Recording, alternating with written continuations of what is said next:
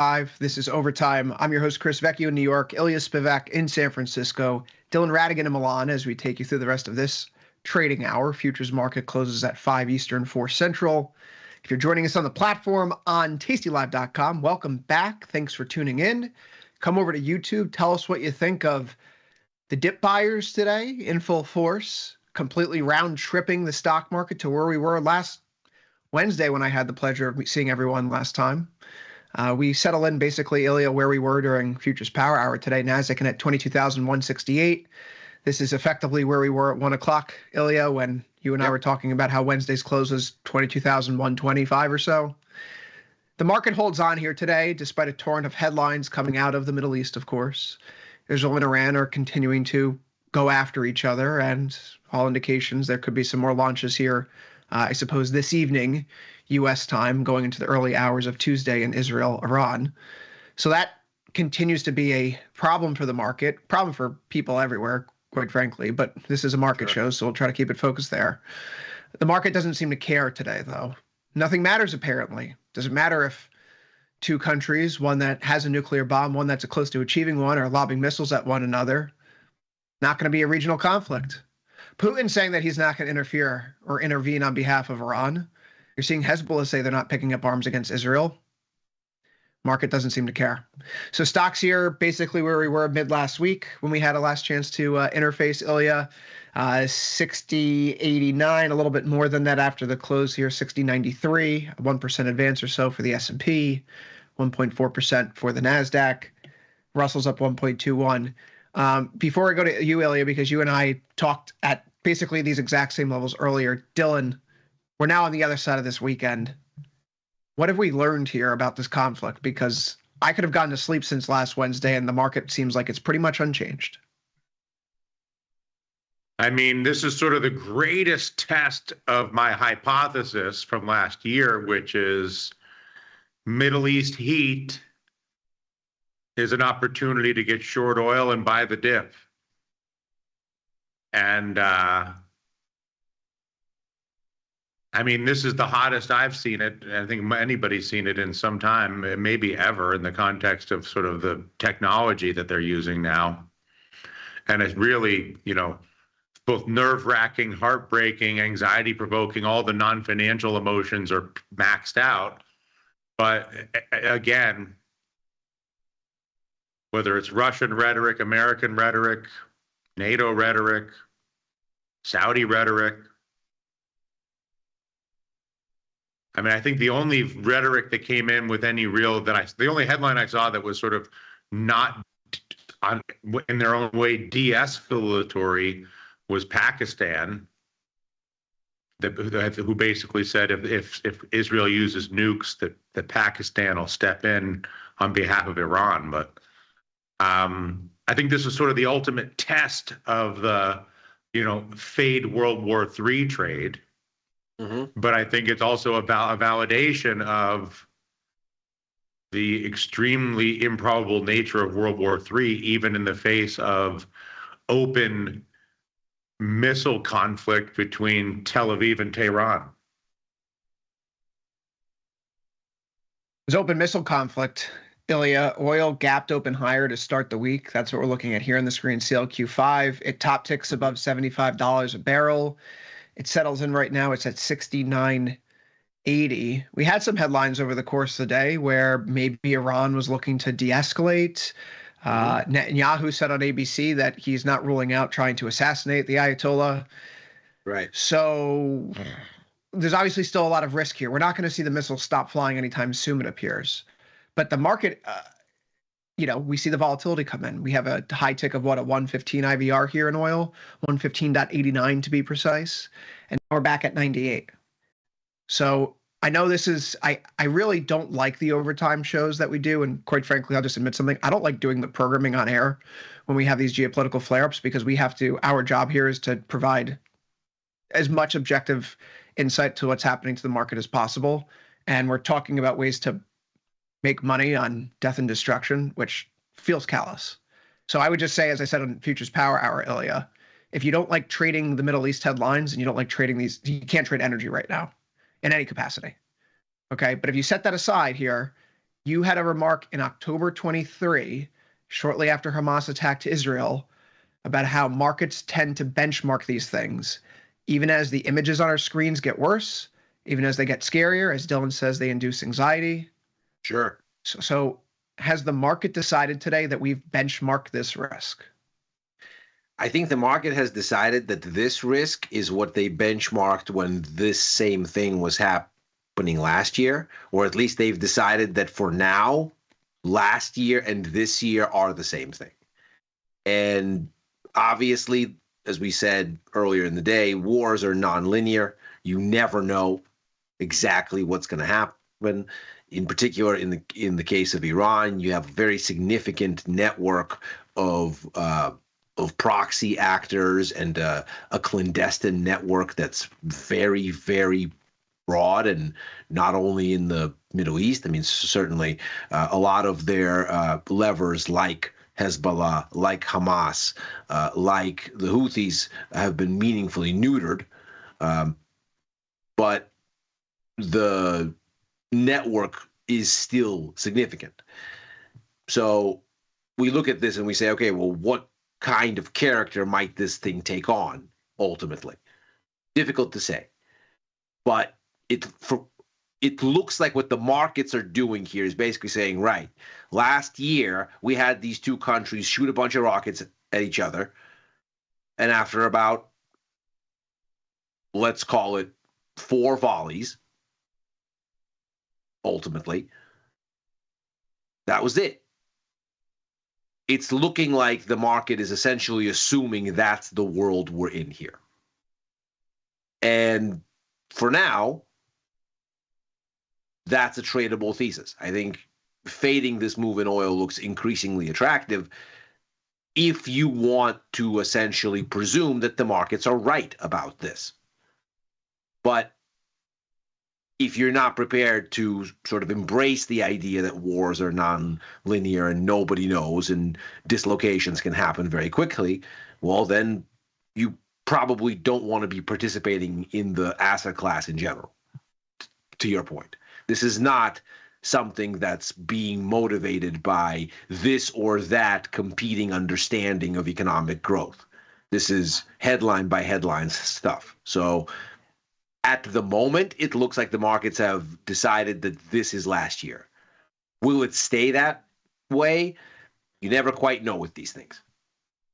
Here's the good news, though, Dylan. The way that we're talking about trading this means that we think there's going to be less death and destruction.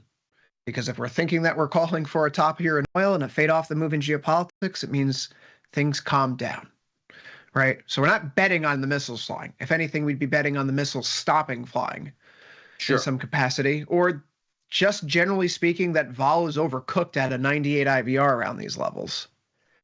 I wonder how far they go, though, Dylan, because I couldn't help but notice the name of this operation is called Operation Rising Lion, which for those that have looked at an Iranian flag pre and post fall of the Shah and ultimately into the Ayatollah regime, you would notice that there is a lion on the original Iranian flag. And so this is kind of it feels like it's a call for regime change. Also, Netanyahu has called on the Iranian people to rise up in the streets and overthrow the Ayatollah. So it sounds like regime change, and I'm one of those, if it like walks like a duck and talks like a duck kind of people, I'll take it. I'll even layer onto that. You got Musk tweeting out the Starlink beams Iran rhetoric, trying to bypass the communications blackout in Iran and trying to sort of, basically doing his part to support a rebellion in Iran. It'd be an interesting play on words, of course, because the Jerusalem lion is a very sort of standby Israeli symbol, both in ancient times and currently. So it would be an interesting double entendre to say that, we're talking about the rising Israeli lion because that's symbology there, the Lion of Zion, as it were.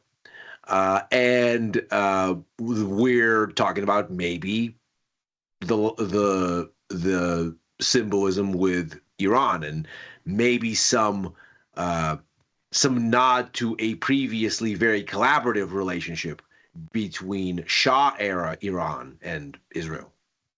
They were allies at the time.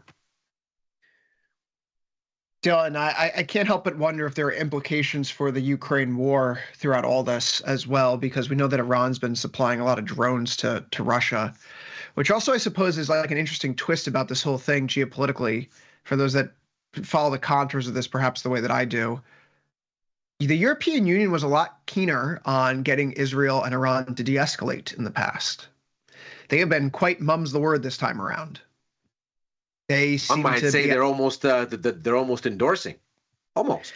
right, and it's would go to show perhaps they're just, Iran, you want to keep providing these drones to Europe, and we keep up to spending money to keep Russia out of Ukraine. Like, you can send your drones to Europe. We are not going to tell Israel not to destroy your munitions factories, because they may be taking care of a problem for us, right? And if Russia's getting less drones from you, then that's less death in Eastern Europe. So that's exactly what we want.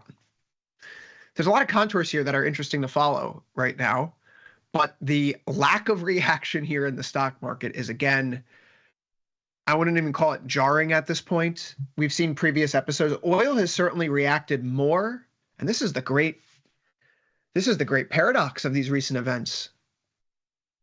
The stock market took it harder on the chin in March and April of last year during a smaller rise in oil than it is right now. I mean, don't you feel I feel like oil and the stock market have been pretty well disconnected for some time. I can't even explain why, but think about the tariff madness in April, when it was sort of an economic apocalypse and to seizure of all global trade as a result of the mega tariffs. And oil was pretty indifferent. And now you have, World War, you have the sort of Middle East escalation. I'll just call it an escalation. And oil goes cuckoo bananas. And the stock market's indifferent. And to your point, even with the oil spike, the stock market gets unimpressed. Well, look at the difference here, the reaction function. In April, this thing lasted, 2 weeks? We start declining in March. We really crest over in that second week of April by the Ayatollah's birthday on April 19th. I only know that because Ilya and I were up watching Iranian state TV when the bombs started falling in Iran. As one does. They didn't hit anything sensitive. And I know that you do a special celebration of the Ayatollah's birthday every year. Every April 19th, apparently, starting in 2024. But we see this as like a 2-week thing. And then you see here in October when oil prices spike again around this is kind of like a week-long thing before we ultimately I would actually say, may I reverse that? In April, it took us almost a full month to get back to where we were before the panic began. And then in October, it was like a week plus 6 days. And then we erased Friday's losses here today instantly. So I think just Ilya, you talk about the benchmarking.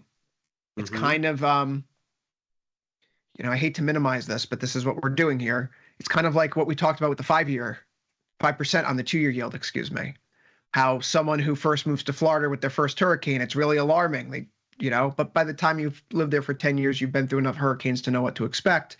The 2-year, when it was bumping into 5% those years ago, the first time panicked everyone. Everyone got spooked. And then the second time it wasn't so bad. And by like the third, fourth touches, we're like, okay, we can handle a 5% 2-year yield up here. And the market's kind of telling you the same thing right now with Israel-Iran, right? Strait of Hormuz being closed or bust, I suppose, right now, until that headline crosses our screen. Dylan, I think that your hypothesis is being proved correct. I mean, not that nothing matters, but maybe nothing matters right now, except for the fact that equity bulls are just going to continue to drive this higher until something really terrible happens. Which is why, at the end of the day, I like Ilya's long bond. I like short oil long bond for the week. Yeah. There's one important thing looking at the price action before we kind of throw up our hands and say nothing matters. Nothing matters, yeah. Take a look here and realize we're not making headway versus the high that we've established, let's say, 3 sessions ago. We've erased the freak out, but that's it. We've essentially reset to what was there when U.S. inflation data came out last week. And that inflation data said, relatively benign. CPI, PPI, nothing to see here. Then, of course, nobody was paying attention to the consumer confidence data that came out on Friday because everybody was watching the missiles fall. But that consumer confidence data recorded a very significant improvement. So it was much, much better than expected. And that's largely around the one-year inflation forecast dropping from 6.6 back to 5.1%. So back inside the high from COVID. The whole major spook in April, the major spook in May was that one-year inflation expectations jumped to 6.6%, and the COVID high was 5.4. So it looked like the tariffs were really freaking people out. But that's not apparently where people were come the June survey. Inflation fears unclenched. So we've got this retail sales number coming up tomorrow. We've got the Fed this week. These things matter because what we're seeing is the markets have shrugged off geopolitics, but they're back to the starting line for where we were the last time we got a Fed relevant update. And that Fed relevant update said Fed probably needs to cut. And they're probably not going to. And they're probably not going to signal that they're any readier to do it. Because all of the same uncertainty that the Fed was facing in May when they had a 90-day tariff pause cliff in early July and another one with China in August. Lots and lots of noise here and there, but that hasn't changed. It's exactly the same thing.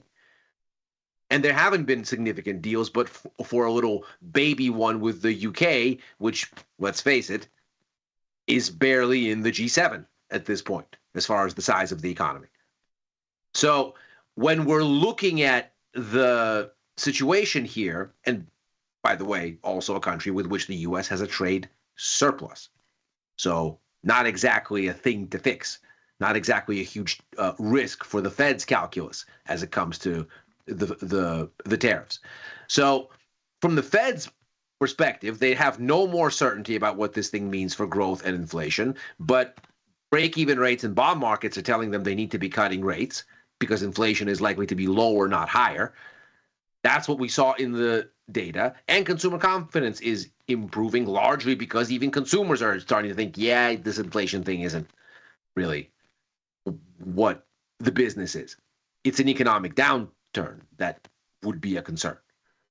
And so from the Fed's perspective, they're probably sitting on their hands. It certainly doesn't help that the president is goading the Fed chair again.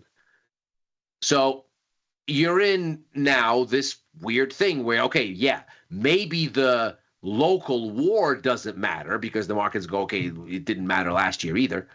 On we go. But the Fed clearly matters because the markets won't make any headway beyond the last point where they had a read on it. And we have some very relevant event risk to all of it over the next 24 to 48 hours. Dylan, you mentioned that you like bonds this week. Oil lower, bonds higher. We have a Fed decision on Wednesday. Market's not expecting a cut. What do you think about the Fed this week? It feels like it's the third, fourth, fifth most important story. And if only to emphasize that, I did pull up all three major, we'll call it Fox, CNBC, Bloomberg here, just to get a check what the average trader is looking at right now. If they turn on the news, there's nothing up here about the Fed. There's only one line item about Israel, Iran on Fox News. Bloomberg is a little bit more about Iran, but still there's nothing here on the front page about the Fed meeting this week. And same thing for CNBC. There's literally nothing up here about the Fed meeting whatsoever. It feels like the Fed is a complete afterthought in this environment. Yeah, I mean, I was thinking about it, just reading the headlines when I woke up this morning and just sort of looking through that dynamic. My perception is not only is the Fed irrelevant, that the Fed is a foregone conclusion this week. I won't say it's irrelevant. It's a foregone conclusion this week, and sort of a known. But increasingly, it's viewed as an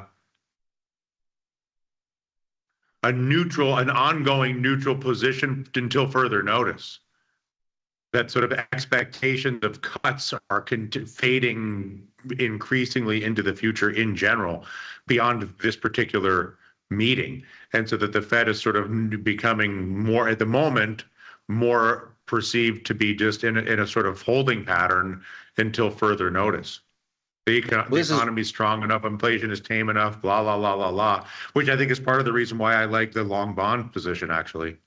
Yeah, I mean, I think that's exactly right, because the event with this Fed announcement isn't going to be what they do. They're not going to do anything.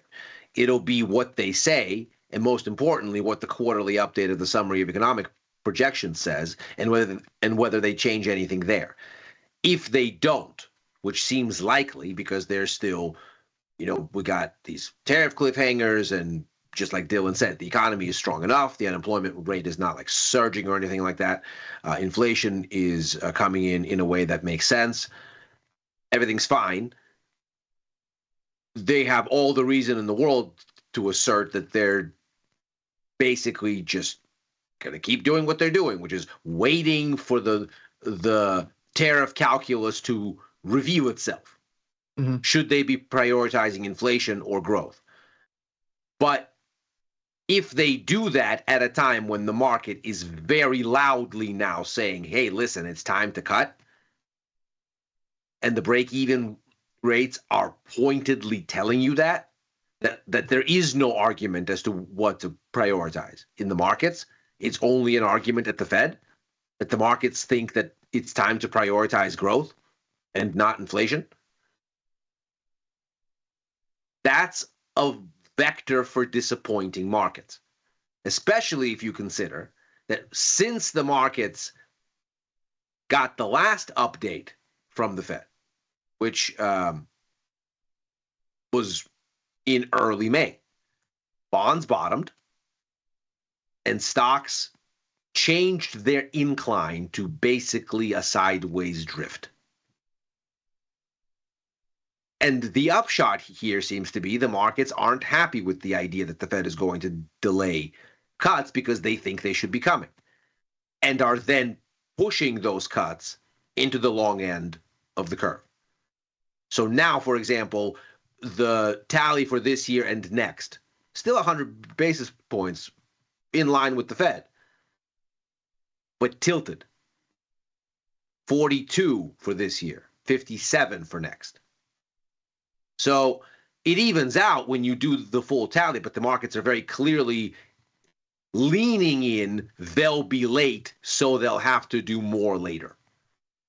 So if you get a Fed here that gives you the same SEP, the same wishy-washy rhetoric, there's room here for the markets to go, oh man, that's disappointing.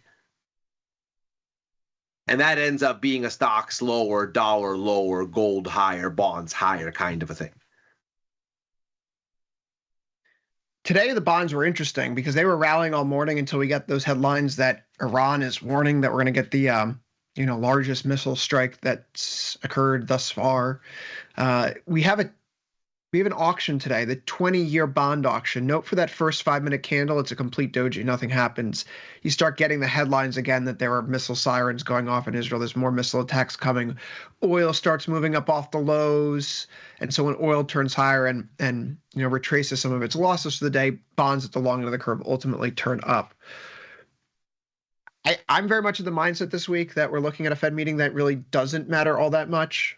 A while back, we talked about the lawsuit that was making its way through the course regarding Humphrey's executor because Trump fired some people, I think in the NLRB and from the FTC.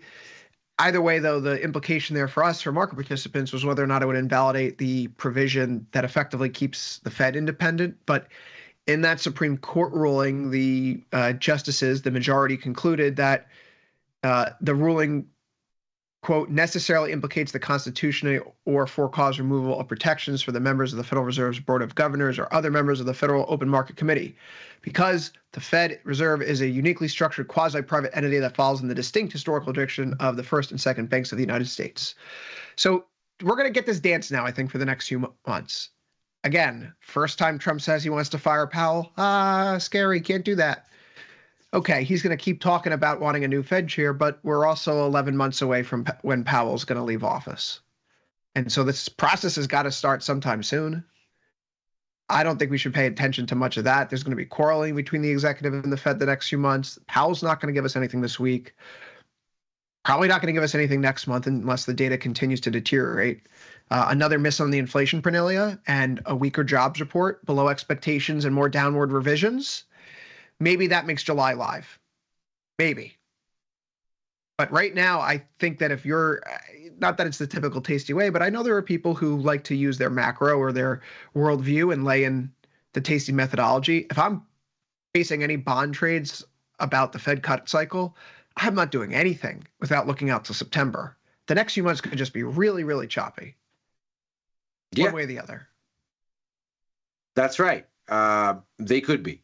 They could be. I think there is room here for the markets, after already quite a bit of chop, to kind of settle into some kind of a bias, because they're going to have this be the last kind of meaningful update on big data and on this big story for a while.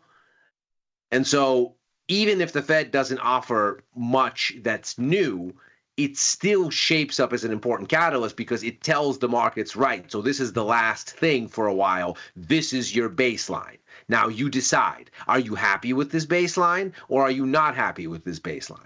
And who knows what we would have done with how price action would develop on Friday last week were we not to have missiles going back and forth. But here's what we do know. Stocks had an opportunity to rally last week on supportive U.S. inflation data and on the resumption of the U.S.-China détente. They went back to London. They hashed it back out. Cooler heads prevailed. Nobody even seemed to notice that the U.S. and China are back on speaking terms. So you're in this situation where, on the one hand, yeah, bad news doesn't matter, but neither does good news, apparently. Nothing matters. Because stocks are kind of drifting. Bonds are kind of drifting. Dollar is kind of drifting. The ranges are volatile, but things are kind of unhinged here from any kind of macro narrative this way or that. That's not terribly encouraging. You don't want to see things happen for no reason, because then it's very difficult to extrapolate follow through. So when you look at this, then I'm kind of looking for the Fed to be a point where the markets, if they truly don't care about the episodic stuff, if they don't care about a U.S.-China détente, if they don't care that Israel and Iran are shooting at each other, if all of that stuff is just kind of whatever, noise, more headlines, then the Fed presents you with something tangible. Okay, but hold on. If in April things pop off between Israel and Iran, April 2024, the May 1st, 2024 FOMC statement has nothing about geopolitics, obviously nothing about Israel or Iran specifically, but that didn't move the needle. And for the sake of conversation, I'll tell you that they didn't do anything after the November meeting either, right? They have the September meeting, and then we get to November. And in the November meeting, they don't talk about Israel. And the markets, by the again. way, did not like what the Fed did in May, because the Fed came out in May last year and was, woe is me, we can't cut rates, inflation isn't falling as much as we'd like. But they said that they weren't going to hike. That was really important. Yeah. You went to that May 1st meeting where the market was pricing in like a 0.3% chance of a hike by the end of the year. And Powell came out and was like, listen, all you guys got to calm down. We're not hiking. Yeah. We may not cut, but that doesn't mean we're going to hike. But then look what happened to equity markets in the middle of last year. I mean, that was the last kind of real spook. Rallied in May, June, right? Rallied May, June last year, right? Am I going crazy here? My memory, I'm crazy. I mean, I know I am, but like, yeah, we rallied in May last year. May, June. It was July that really we took that ridiculous Japanese yen carry trade or whatever. I don't think. In August. I think it's easy to blame the unwind of the carry, but you do have to look at that thing as a symptom because carry doesn't just unwind for random reasons. But I wanted to play. Much of that was the Fed is delayed. Yeah. So one question I'm pretty sure you're going to do this with Victor tomorrow night, Elia. So I apologize for stepping on the content, but he usually does this game, for lack of a better phrase, with me if I'm on Tuesday before the Fed meeting on Wednesday. So Dylan, perhaps we could play it here together, which is to say that where do we think the Fed's going to move things this week? And I know there's the whole Sosnofian perspective of even if I told you what the Fed is going to do on Wednesday, you wouldn't be able to make money on it. Okay. Sure. I like to have a framework for how things are going to work out. So we have our 2025 projections here. Yes. The top line is what was done in March. The bottom is from the previous meetings. When we get this next update, you're going to see change in real GDP for the June, and then you'll see the March projection underneath. So Dylan, I want to start with you. We have growth, unemployment, inflation here.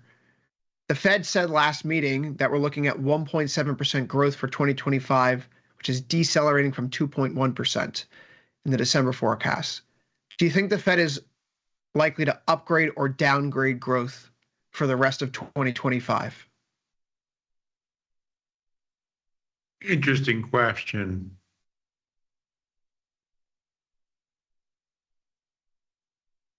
I'm going to say they're more likely to upgrade it. Interesting. Ilya, a growth projection of 1.7% for this coming year. Right now, the Atlanta Fed is giving us a 3, dare I say? No, I doubt to double check that. Yeah, 3.8% GDP reading for the second quarter. The New York Fed nowcast is 2.34%. Do you think the Fed upgrades its GDP forecast here? No, I don't. I think what's likelier to happen is a hold, but with a bias to downgrade. But I think more importantly, the central tendency, the range, is going to widen out. And that will speak to the Fed's looking at this and saying there's more uncertainty around the outlook. The deeper we go, the closer we get to these tariff cliffhangers, the more uncertainty there is. The Fed very clearly said in May, they didn't have a summary of economic projections, but they came out and said risks to both growth and inflation have increased. And uncertainty around both has increased.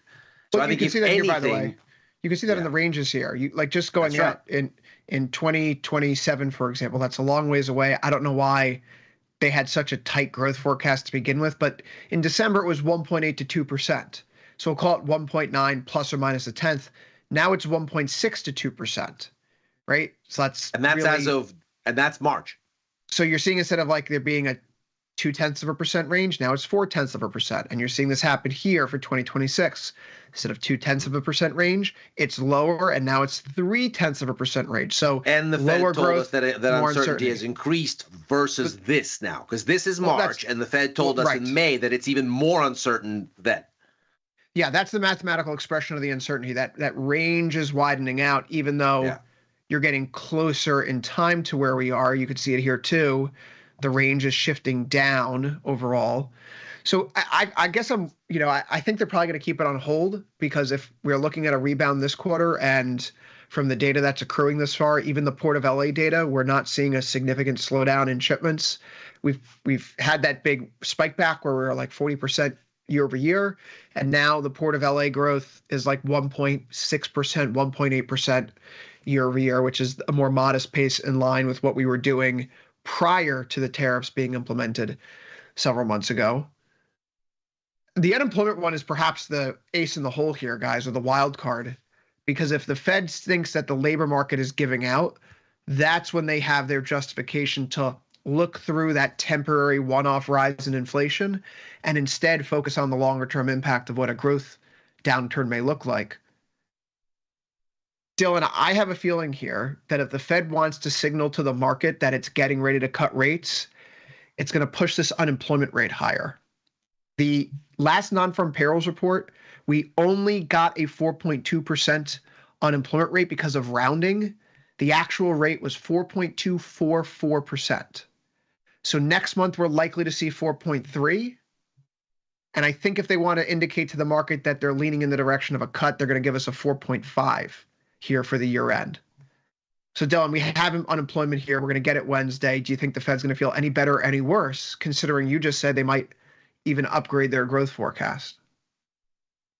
I think they'll feel better. I mean, I think the only way you get an increased growth forecast is you have inflation continue to be sort of less and less relevant, labor market stable, and I believe, as you know, that between AI and transportation, that the technology drivers for growth are more profoundly powerful than people realize.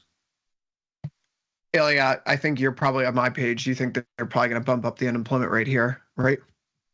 Most likely, yes. And I think this sort of speaks again to their idea that the longer the tariff saga continues without some kind of a lasting resolution, the more risk there is to both inflation being higher than expected and to growth, and by extension, the labor market to be a weaker situation, that is a higher unemployment rate than expected. And we hear them say this constantly. Fed officials are constantly beating this drum that uncertainty has increased and risks to both objectives are rising.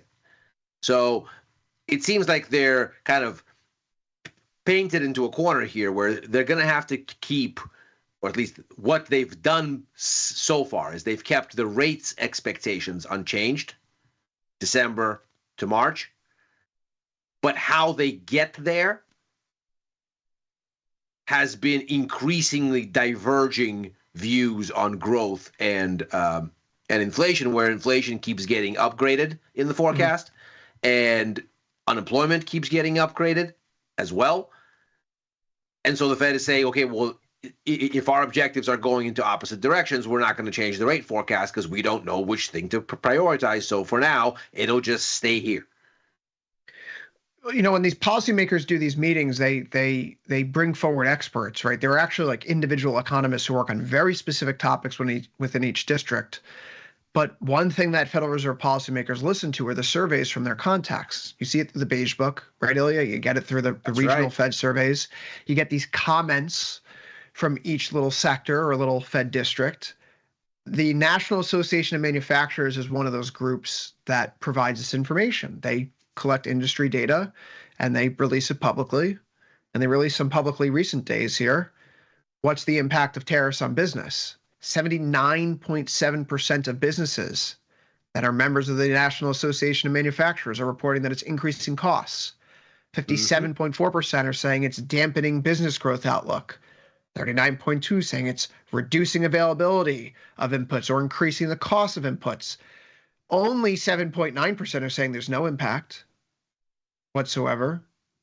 Oh, wait, 7.6% saying they're going to consider relocating operations outside the U.S. That's not good.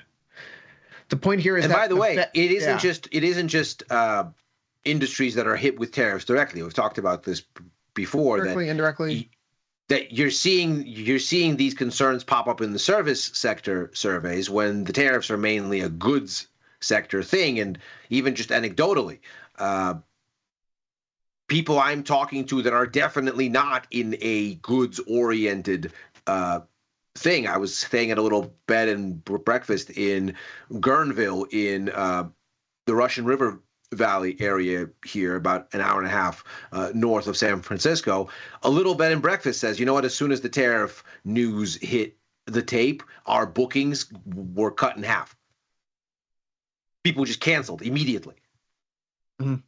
Just because it's spooking people about outlays and what things may cost downwind, and so they go, let me not go spend any money on a vacation. Let me back up here. So in this context, the retail sales numbers will be really interesting, and of course, what ultimately the Fed makes of all of this will be interesting, because the market is already telling them, and I think that's the key. The market has made up its mind. The Fed's still resisting whether they should prioritize growth or inflation, but the market has made a call. So the Fed doesn't need to do anything. They need to do nothing for the markets to be disappointed. I mean, I would even say, going to your question, Chris, I think my speculative position is probably slightly less likely than the others. But let's say the Fed does do what I think they're going to do. I actually think that would be terrible for the market. It would basically be a signal to no rate cuts anytime soon, is that kind of the worst case scenario. Yeah. Mm-hmm. Yes, and I think that's, forget the number themselves. Like, there's a message there. If the Fed were to, spike even by a tenth of a point, that's what I'm saying. Like, even less than a tenth of a point, any marginal bias on the bump in growth without increase in fear of inflation, I think would be interpreted very badly by the market. Well, there's a message here that they tell, right? Like, if the Fed were to come out and boost GDP and boost inflation and drop the unemployment rate forecast, I would think that they're expecting a booming economy. And if they cut GDP, but they sent unemployment rate higher and they sent inflation higher, I would think the Fed is having some stagflationary bent, which is what we concluded last time, because they cut growth, they boosted unemployment, they boosted inflation. There's that stagflationary flavor there. So if the Fed says that, no, this is just going to be like, the tariffs aren't a big deal. So you get unemployment going up, you get inflation on hold, maybe you get GDP higher.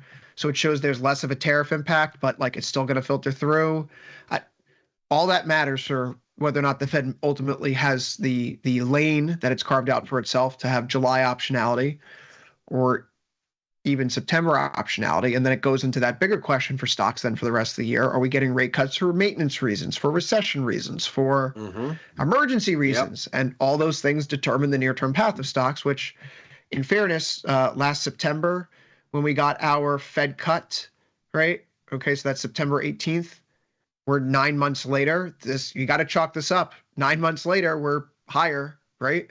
So following that path, cuts for maintenance reasons, 3 months out, 6 months out. April's a little odd. But for the most part, it's holding up in line with historical expectations that if you get cuts for maintenance reasons, the market's going to rally, and rally it has since September.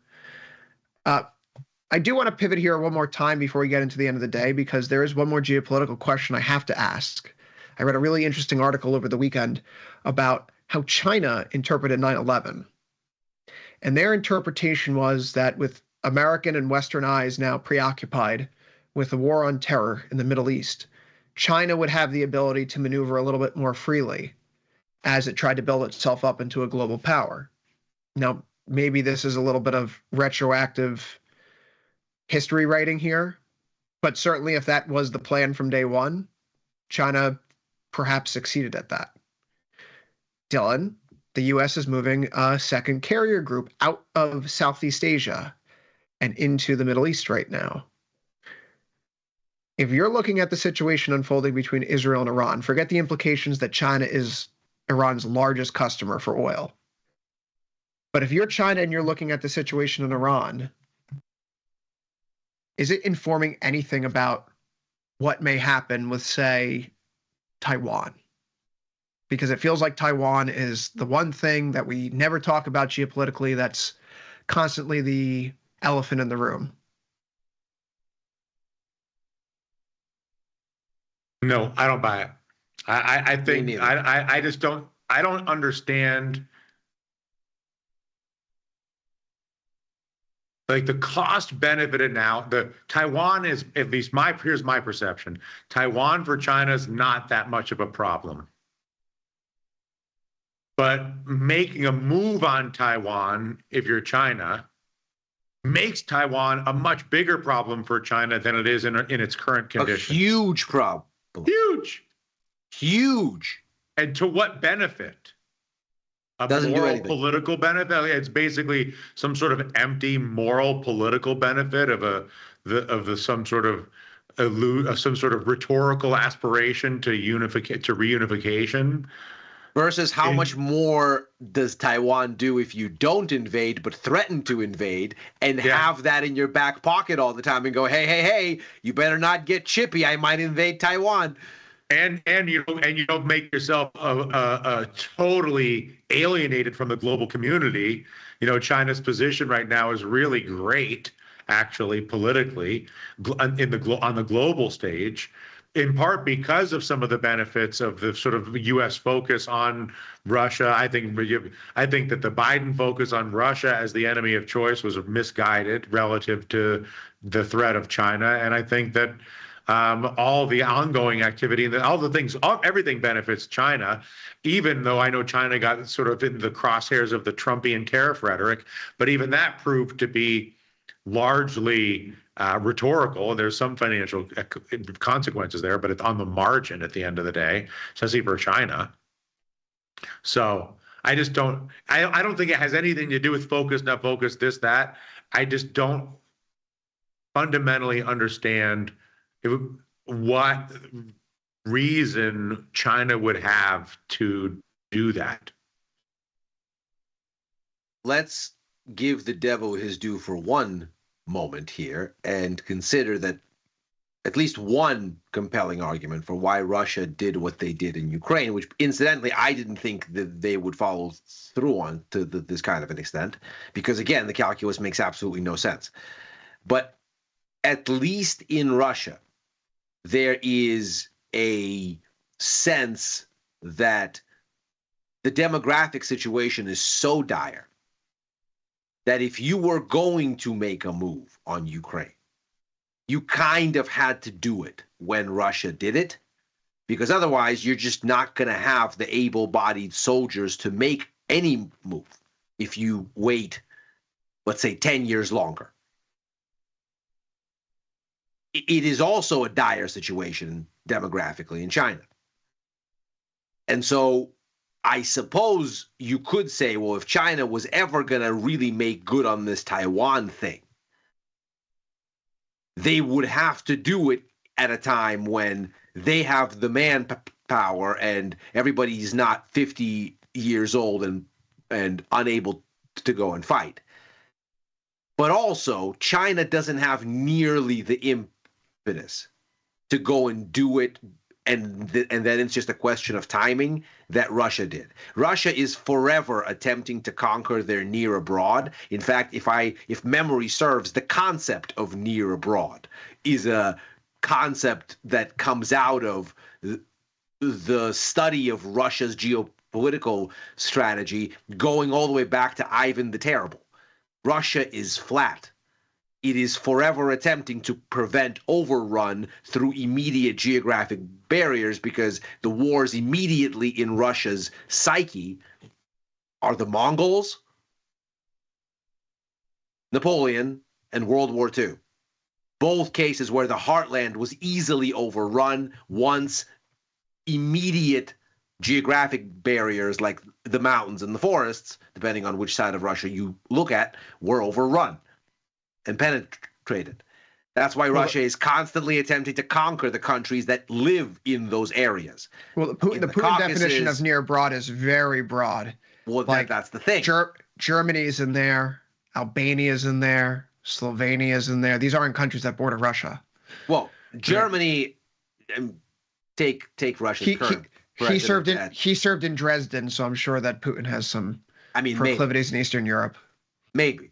But if you look at the broader picture, not just this administration, but kind of the general sweep of how Russia does it, they always, really since the Mongol occupation, which was a very traumatic and a very formative experience, it's the thing out of which Russia kind of coalesced as a state. It's always trying to conquer the Caucasus, Ukraine, up to the Urals. By that measure, though, I feel like I could argue that. I guess I don't mean that has sort of disagreeable approach, which wasn't my intention. But you could argue, well, listen, they did it with Hong Kong. Why won't they do it with Taiwan? With Hong Kong, they didn't do it with. That's a good argument. Yeah. Well, with Hong Kong, they didn't have to shoot anybody. And nobody really cared at the end of the day. They just created a judicial alignment at the end of the day. Yeah. They didn't have to go fight the US over Hong Kong. They would have to go fight the US. And Hong Kong Taiwan. wasn't independent in the sense that China or that Taiwan is. I mean, everything about it is not the same. So right. And Britain gave Hong Kong back with Macau as well. Right. What, 97? When was the first Rush Hour movie? 1997. 99. That was like the central. That was the central plot of the movie. Yeah. So the return of Hong Kong. The return of Hong Kong. So the movie starts the return of Hong Kong to the Chinese. Yeah, the entire Rush Hour is a good movie, by the way. I like that film. It's a very good movie. Job. They did a good job. The entire thing here is completely different. Taiwan is an island. It's not a bulwark against invasion of China. It's just a giant, massive headache. And it's an economic superpower for its size. Why F with it? I mean, I don't know. I just don't see it. I mean, why not just threaten to F with it instead? So for much all more fun. time. And use it as leverage. There's war between Russia and Ukraine. There's war between Israel and Gaza. There's war between Israel and Iran. There might be war between Pakistan and India. Just saying. One might argue the war between Israel and Hamas is the same thing as the war between Israel and Iran. Yeah, no, it's the rolling. It's all one war of one organization, right? It's all of Iran's tentacles in the region. So yes. Look, the headlines tonight is that Larry Ellison. How about that Larry Ellison? Second richest person in the world now after hot dog. The latest run up in Oracle. But we're gonna have to talk about this another time because overtime is out of time. Stick around for the news tonight, and volatility continues to fade here. So you know what that means. In any event, Ilya Spivak, he's in San Francisco. Dylan Radigan, he's in Milan. If you're going out there this week, by the way, this week, next week, apparently there's some things happening with tastylive in Milan. Week from today, baby, I'm bringing Sosnoff in country. 1 week from today, live trading event at Fabrique. Did a big webinar this evening with my boy Andrea Vitturi, was rocking the Italian with the Italian crowd. I got to say, my accent is terrible, but yeah, we know. There's the graphic. And so if you're looking for an excuse to come to Italy, see me, see Tom, see Rich. Perfect. There's still time to buy an airplane ticket. I can recommend some hotels. The Radigan hostel experience coming your way. I've been Chris Vecchio. We'll see you tomorrow. Put you in my guest room. Good luck trading. Ilya's back. He's up with macro money next here on Tasty Live.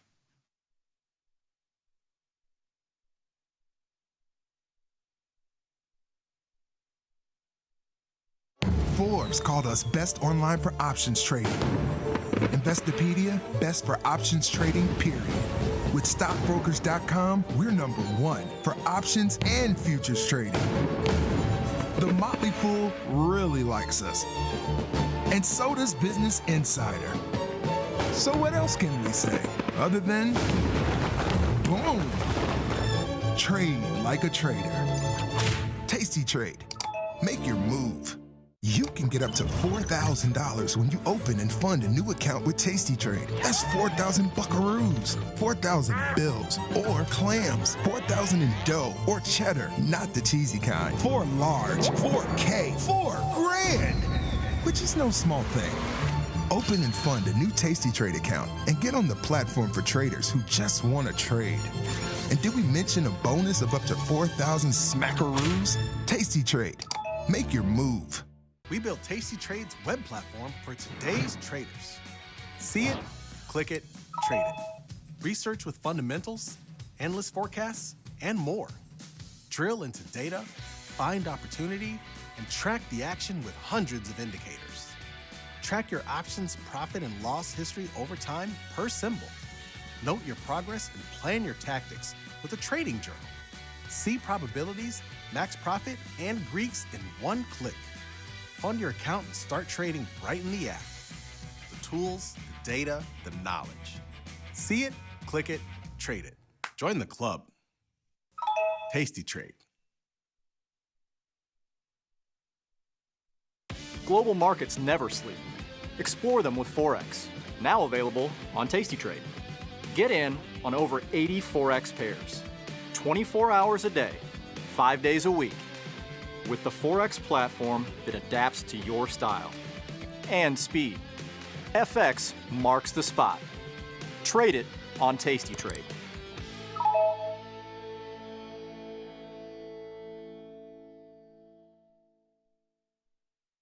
My dad, who was trading options in retirement, introduced me to options trading. He said, you have to check out this tastylive site. The way they taught options was very accessible and easy to pick up. I think a lot of people think that options trading is gambling, but it's not. It is simply probability and taking an educated guess. It's more like insurance. People should watch tastylive because you can pick up a lot of information in a short amount of time, and it's actually practical. You can use it to make money, most important part.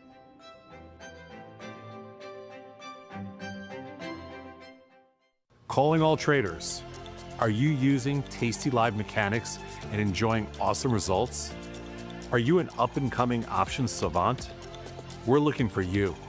For over a decade, tastylive has shared the most inspiring stories of traders teaching themselves a new skill, using probabilities and experiencing new levels of success. If you think your trading journey should be shared with Tasty Nation, we'd love to hear from you. We are always on the lookout for the next class of rising stars. Email us at risingstars@tastylive.com if you'd like a chance to share your trading journey and inspire others. Ready to take your trading skills to the next level? Dive into the world of stocks, options, and futures with tastytrade courses. Whether you're a beginner or more advanced trader, our courses can empower you with the knowledge to succeed. Watch as our team in Chicago shows you how to use the tastytrade platform and go over the basics of trading. Perhaps you'll learn about a new strategy or a potential product for your portfolio. To find our courses, go to the Manage section of our web platform or head to courses.tastytrade.com. Start taking control of your financial future. Visit our courses today. The future of trading is here. Join Mike and his whiteboard, plus the Tasty 2 live crew for 90 minutes of probabilities, punchy portfolio mechanics, and trade tactics. It's totally free and unreasonably fun. Come early to enjoy a drink with the crew and stay for a Q&A after the show. Space is limited, so register today at tastylive.com/events.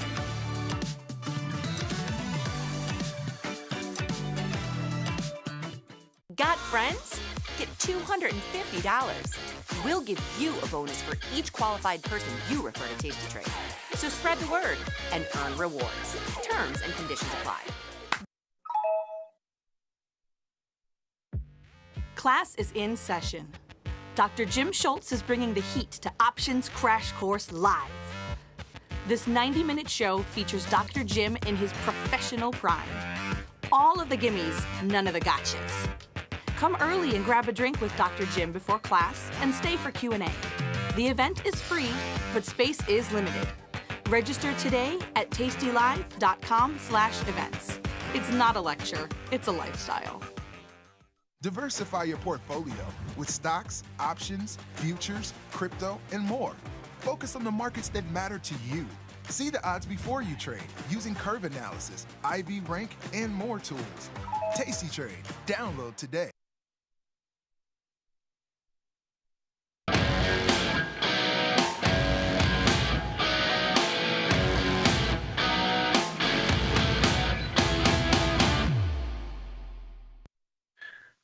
Well, we seem to have had a war, sort of get paid attention to in markets, but apparently we're back to their usual scheduled programming here. This is Macro Money. I'm Ilya Spivak, head of Global Macro here at Tasty Live, and we're looking at the week ahead here when at the start of this week, it would seem all of last week's worries have unclenched, at least as far as the markets are concerned, certainly not as far as the conflict now raging in the Middle East would have it. But the market's apparently not terribly bothered by what's going on. And we're going to take a look here at what might be the next thing to care about as the week proceeds, because it certainly doesn't seem to be missiles flying between Israel and Iran. And so we begin this week with a familiar kind of story. And it's probably the right thing that we are, because if we look at where, for example, the S&P 500 is, it has recovered from Friday's sell-off, but not so much that it's run away beyond where it was left with last week's update on the Federal Reserve, and that was relatively benign U.S. CPI and U.S. PPI data. So the idea that the tariffs haven't as yet created the inflationary run-up that the Fed is so concerned about, that's the last thing that the markets are seemingly prepared to care about, having brushed off Friday's scare. So we'll start here with a look at the performance readings for last week, and needless to say, this is quite a bit skewed by Friday's action. So you can see on the week, we have modest losses for the major stock indexes. Yields are down as bonds find a haven bid. Crude oil prices up 13% on the week, which, needless to say, happens basically in 24 hours. Gold is up. The dollar is weaker against both the euro and the yen. And the story on display seemingly focused very much on what happened from Thursday to Friday with Israel's move to strike at Iran's nuclear program. About the only place where that isn't readily on display is, in fact, the dollar. You might expect that the dollar would do well in a risk-off environment. It does tend to have these kind of typical risk-off haven characteristics. And of course, its unrivaled liquidity as the cash of choice for global commerce. That's first and foremost. When people cash out because they're afraid, where do they cash out into? Mainly the dollar.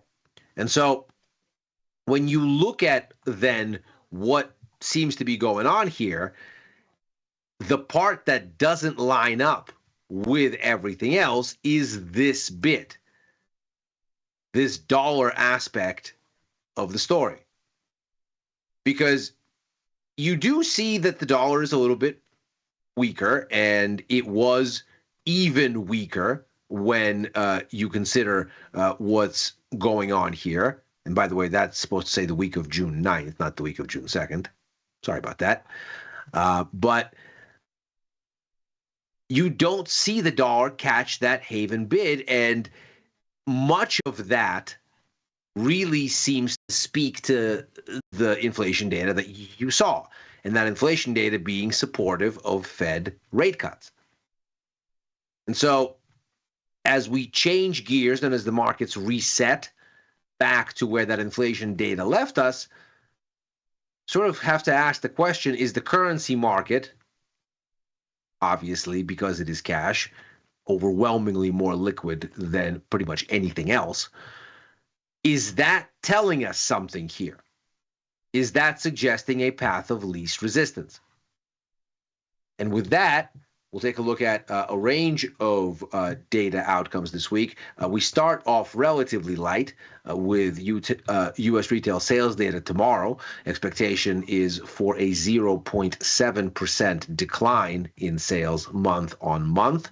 That's after we essentially got a flat result in April, 0.1% rise, basically almost zero. We saw a good bit of front running of the tariffs as the catalyst for rising sales in March at 1.7%, but very pointedly in April, that did not continue. And the expectation here is that consumers are going to be still defensive going into May. Now, what's interesting about this, of course, is that we just had U.S. consumer confidence numbers come out on Friday. Not that anyone would notice with the Middle Eastern war at the front of the headlines, but it turned out that this consumer confidence report was actually much better than anticipated. A very significant upshift in consumer confidence, largely linked, not surprisingly, to a significant move lower in one-year inflation expectations. At one point, we can see here in April and in March, inflation expectations, or in April and in May rather, inflation expectations were north of where the peak was during COVID. And now, of course, we can see that we've come all the way back down and indeed inside that peak. So things appear to be normalizing. People appear to be less worried about inflation coming from the tariffs, at least for now. And so the story seems to be that this was perhaps a reason to expect that maybe this surprised on the upside, or at least maybe it wasn't as bad as these expectations suggest. And of course, the reason this is so important is because aside from all of this noise in first quarter GDP data around a brutal surge in imports, a massive surge in inventories as clocked inside the investment component of GDP, all of that aside, as a kind of episodic front-running of incoming tariffs, people trying to stock up their inventories as much as they possibly can before any would-be increase in tariffs materializes. This is first quarter GDP, after all, through March. So at that point, the markets hadn't seen Liberation Day yet. All of that noise aside, the real takeaway was that the increase from consumption was the weakest that it had been since the second quarter of 2023. So almost a 2-year low in consumption. And of course, that's the important part of GDP, accounting for 68.5% of the whole thing. Whereas what's going on in the export and import story is barely an afterthought. We can see here, there's exports and there's imports. We can see imports are narrowly higher. Once you net them out in their contribution to GDP, because we can see exports detract and exports add, we end up with barely 5% of the total. Needless to say, consumption is a much, much bigger deal. And so if consumer confidence is improving and we see retail sales better than expected, well, that would tell us a story about the resilience of growth. And if we don't see that, if, like in April, consumption is weak despite the fact that tariff-induced goods inflation hasn't really materialized at the consumer level, well, then that would suggest that something much more ominous is in fact afoot. With that in mind, we go to the almost certainly biggest risk on the economic calendar, and that's the Fed monetary policy announcement. No changes in the headline rate range expected, of course. We can see here very clearly standstill in June, standstill in July. We start to edge a little bit in the direction of cuts come September. We can see the cut is pretty much fully priced in by October, and then we're looking at another one likely in December. So if we take the entire calculus here, we can see the markets are just shy of pricing in the full 50 basis points in cuts, 42 basis points on the menu for this year currently. So that basically tells you that you have one 25 basis point cut all the way priced in, and then 17 basis points along the way to the next one, which amounts to a 68% probability that you get that second cut. And that's not dissimilar from where Fed policy expectations themselves are sitting. In fact, you can see the tally here for both 2025 and 2026, 99 basis points. So, but for a bit of rounding, exactly what the Fed had in mind. Here's the March update of the summary of economic projections, where you can see we're expected to go from 4.4, which is the average current rate. See that right here. Of course, the Fed sets its rates in a range from 4.5 to 4.25 currently, but this is the median. And so from 4.4 to 3.9, that's 50 basis points. And to 3.4 the following year, that's another 50 basis points. So from 4.4 to 3.4, 100 basis points between now and the end of 2026. And again, market pricing is about there. But whereas the Fed is equal weighted, you can see here the markets are increasingly anchoring to where rates will be this year, but extrapolating out more easing into next year. So we have 42 and 57 as the split, with the bias seemingly that the Fed is going to be late. It's going to wait longer to cut, and you might end up in a place where they only manage to squeeze one out this year. And so you have more scope for easing next year. In other words, the markets are expecting the Fed to be biased towards standstill near term, and to pay for that with more aggressive easing later. Now, if we look at what the Fed last told us in May, we can see that the upshot here is continued worries about uncertainty. In fact, we can see the Fed here saying that although swings in net exports have affected the data, indicators suggest economic activity has continued at a solid pace. In other words, the economy is broadly okay. Unemployment is broadly at a normal level. Inflation is at an acceptable level given the circumstances. And of course, the most recent data last week suggested it's more benign than expected. But we can see that uncertainty about the economic outlook has increased further as of May, and risks to both unemployment and inflation have risen. We see that show up in the minutes from that meeting. Uncertainty features very loudly into these comments. Worries about having difficult trade-offs, because, of course, lower inflation would beckon rate cuts.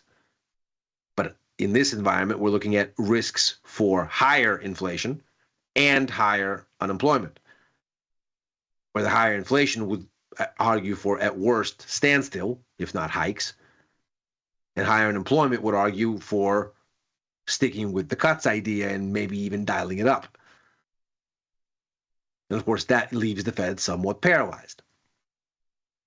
And so what we have here then is the makings of a very market relevant disconnect. Because while the Fed seems to be talking up uncertainty and saying we're not going anywhere fast, and of course that calculus hasn't changed between May and June, the Fed still faces all of the same uncertainty. The growth story hasn't really changed. Neither has inflation or unemployment in the kind of way that the Fed would care about. No major swings. And there are still cliffhangers as to the 90-day pauses in reciprocal tariffs. One coming up for most countries ex-China in July, one coming up for China in early August. All of these things leave the Fed in basically the same mode as they were in March, as they were in May, throwing up their hands and saying, we don't know what all of this means until we do. But the markets seem to have decided. You can see here that when the tariffs implementation was a growth scare at the beginning of the year, benchmark inflation expectations fell with stocks, the S&P 500 here in yellow, and it's the 5 and 10 year break-evens in the blue and red here. Those are the inflation expectations implied in bond markets. When this was a growth scare, not surprisingly, they moved together. Stocks have rebounded clearly. But inflation expectations remain anchored as if to say the Fed doesn't need to be worried about inflation. What it needs to be worried about is growth, because that's what the risk is on the table.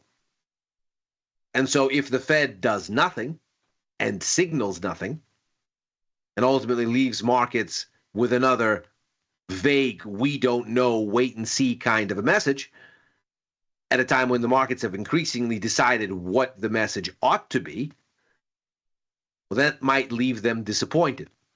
And that's a potential risk for stocks. It may shift bonds higher as more rate cuts go into the long end of the curve. It may likewise weigh on the dollar and boost gold as that rate cut speculation starts to bubble. Now, after the focus on the Fed, we shift gears across the Atlantic to the UK, where there's some data of note as well as a policy announcement. We start with UK CPI.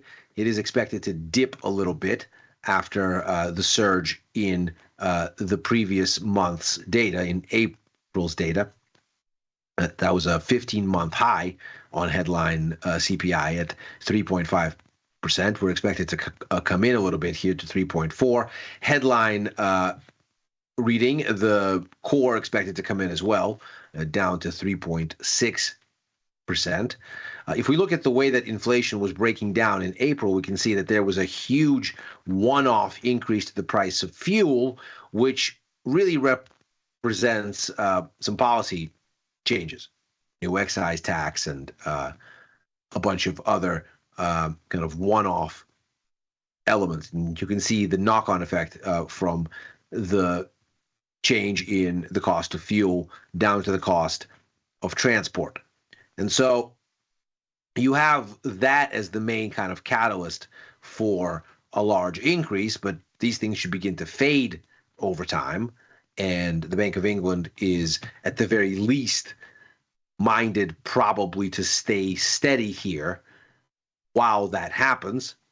We can see that the expectation is indeed that we remain on hold at this month's meeting, although we start to increasingly look at another cut between April and September somewhere as you get these influences waning and inflation expectations start to shed the risk of building out and anchoring. And so then you once again get the scope for rate cuts. And we can see here the expectation is that we're going to get 45 basis points yet this year and another 22 basis points next year. So altogether, you're looking at 68 basis points cumulatively. So almost 3 rate cuts on the menu, at least 2. So at least 1 this year and 1 next year. But the bias for this year to 2 1/3 in 2026. So that'll be interesting to track what the Bank of England says here. And most importantly, since the UK is the only country that's so far signed any kind of a trade deal with the US, how that echoes in their conversation. Are we going to have, for example, a Bank of England that says, well, now that we have a tariff deal, we don't really think about this. We have a benchmark, and we expect that benchmark to hold. Or if the Bank of England comes out and says, well, the global growth story is still so shaky and still so uncertain that we're really not going to make a call here, and we're not going to say that we know what's going on. We're going to use an abundance of caution with some of these one-off inflationary jumps and make sure they don't get out of hand and settle in an orderly fashion. So we're holding rates, but that's not because we are necessarily convinced that our easing cycle is over. Not, for example, like what we heard from the ECB, where the signaling was that although the easing cycle continues, it is almost at its end. And so this should be an interesting story to get the perspective on what the knock-on effects from the tariffs are, not just for the global economy, but also for a country that ostensibly has already addressed the issue, and how its central bank is going to think about next steps. Ostensibly, the upshot here is if inflation in the UK is indeed temporary and the Bank of England is no more hawkish, then you'd be entering a situation where perhaps the Bank of England's tone might make the British pound somewhat vulnerable. But we have seen, as we just said at the start of the show, a reluctance for the US dollar to make progress against its major counterparts. And this would be another test of its mettle. As ever for the Bank of England, there's a 9-person committee, 1 person, 1 vote. So to figure out where the central bank is leaning, looking at the makeup of the voting is very instructive. Last time they voted 7-2 to cut. This time they're expected again to vote 7-2, but to hold. And if the consensus to hold becomes any firmer than that, or less firm, if it's more like 6-3 or 8-1 or even 9-0, well, then you'd get a sense that maybe the Bank of England is more hawkish or less relative to market forecasts. And that is Macro Money for today. As ever, we are here Monday through Thursday, right after Overtime, a show I co-host with Dylan Radigan and Chris Vecchio, looking at the Wall Street close and where things may go therefrom.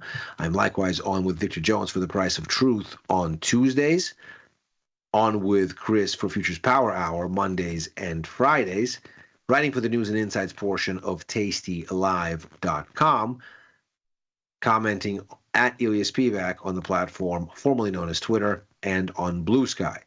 If you're watching on YouTube, like and subscribe. Macro Money is back tomorrow. Happy trading.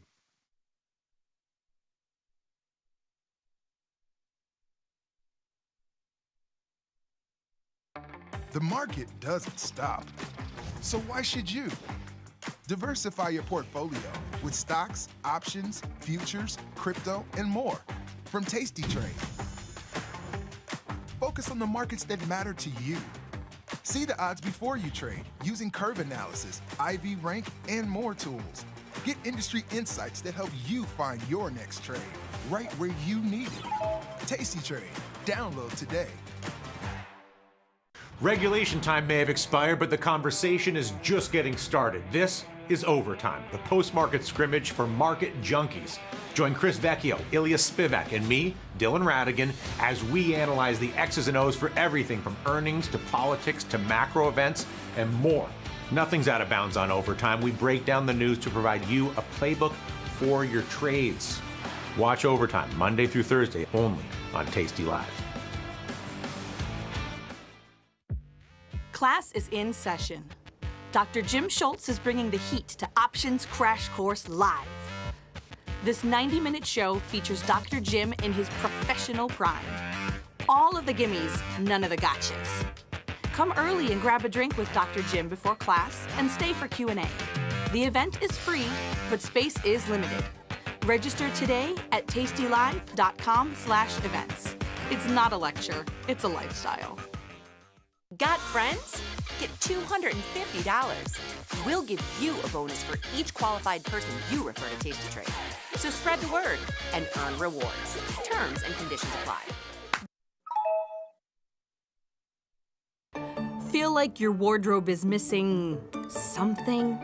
Like style, purpose, and maybe a dancing dog? Can I pet that dog? The new Tasty Trade and Tasty Live web store is now live. New merch, bold designs. Did we mention all net proceeds go to one tail at a time? Invest in the real bull market, dogs. Go to tastytrade.threadless.com. Grab some gear and help some pups. You get merch, they get a home. Tasty Trade has crypto, and you can trade with zero commissions. Bitcoin, Ethereum, Litecoin, and more. Diversify in one place. Crypto, we got it. We get it. Global markets never sleep. Explore them with Forex, now available on Tasty Trade. Get in on over 80 Forex pairs, 24 hours a day, 5 days a week, with the Forex platform that adapts to your style and speed. FX marks the spot. Trade it on Tasty Trade.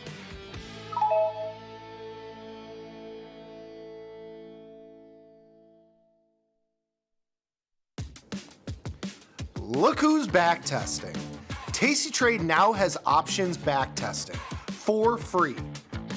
Test your trades with over 10 years of data for the most popular symbols. See how your trades would have performed in the past. Look back at profit and loss and take the guess out of guesswork. Oh, did we mention that it's free? Get back testing at Tasty Trade. In the world of investing, a beast lurks between the numbers, ready to pounce. Some traders hide from it, some ride it. If that's you, join us on Tasty Trade. Genius loves company. Got friends? Get $250. We'll give you a bonus for each qualified person you refer to Tasty Trade. So spread the word and earn rewards. Terms and conditions apply. Feel like your wardrobe is missing something? Like style, purpose, and maybe a dancing dog? Can I pet that dog? The new Tasty Trade and tastylive web store is now live. New merch, bold designs. Did we mention all net proceeds go to one tail at a time? Invest in the real bull market, dogs. Go to tastytrade.threadless.com. Grab some gear and help some pups. You get merch, they get a home. Tom, when you're scooping the offer, what are you doing?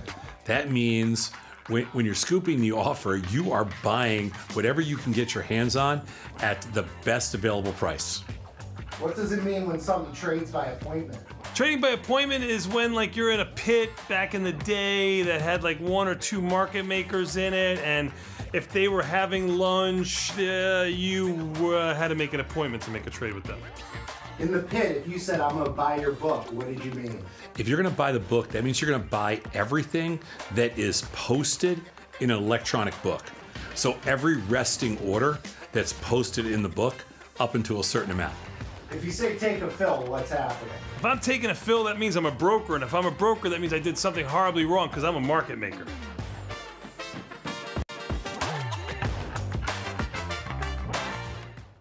Regulation time may have expired, but the conversation is just getting started. This is Overtime, the post-market scrimmage for market junkies.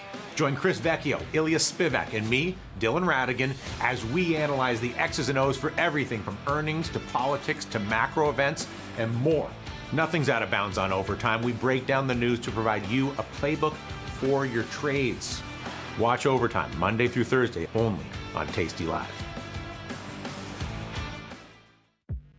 Class is in session. Dr. Jim Schultz is bringing the heat to Options Crash Course Live.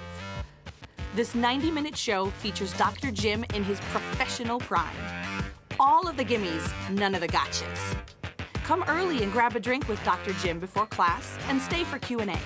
The event is free, but space is limited. Register today at tastylive.com/events. It's not a lecture, it's a lifestyle. Got friends? Get $250. We'll give you a bonus for each qualified person you refer to Tasty Trade. So spread the word and earn rewards. Terms and conditions apply. Feel like your wardrobe is missing something? Like style, purpose, and maybe a dancing dog? Can I pet that dog? The new Tasty Trade and tastylive web store is now live. New merch, bold designs. Did we mention all net proceeds go to one tail at a time? Invest in the real bull market, dogs. Go to tastytrade.threadless.com. Grab some gear and help some pups. You get merch, they get a home. Tasty Trade has crypto, and you can trade with zero commissions. Bitcoin, Ethereum, Litecoin, and more. Diversify in one place. Crypto, we got it. We get it. Global markets never sleep. Explore them with Forex, now available on Tasty Trade. Get in on over 80 Forex pairs, 24 hours a day, 5 days a week, with the Forex platform that adapts to your style and speed. FX marks the spot. Trade it on Tasty Trade.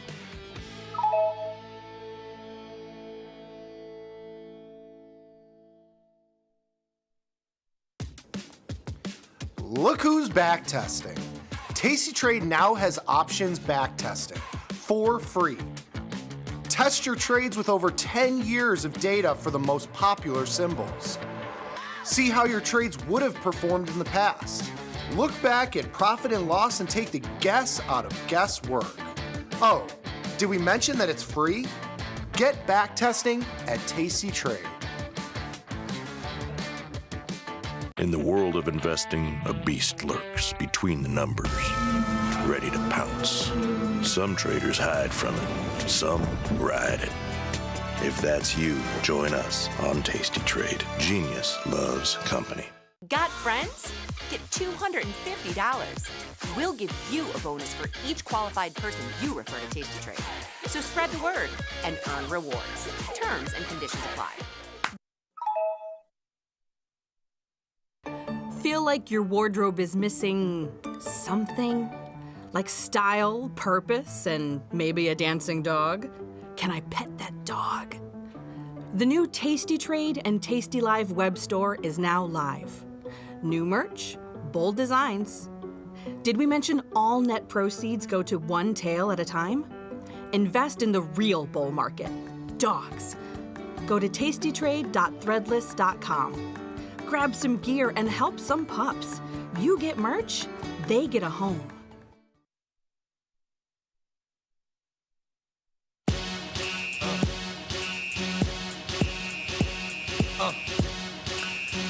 All right, we're back. Tasty Crypto Show. I'm Ryan Grace. With me today, of course, Katie McGarrigle, the wizard, the Jedi, the assassin. Yeah. How you doing, Katie? Well, I'm a little disappointed. I tried to hype up the chat and they left me on red.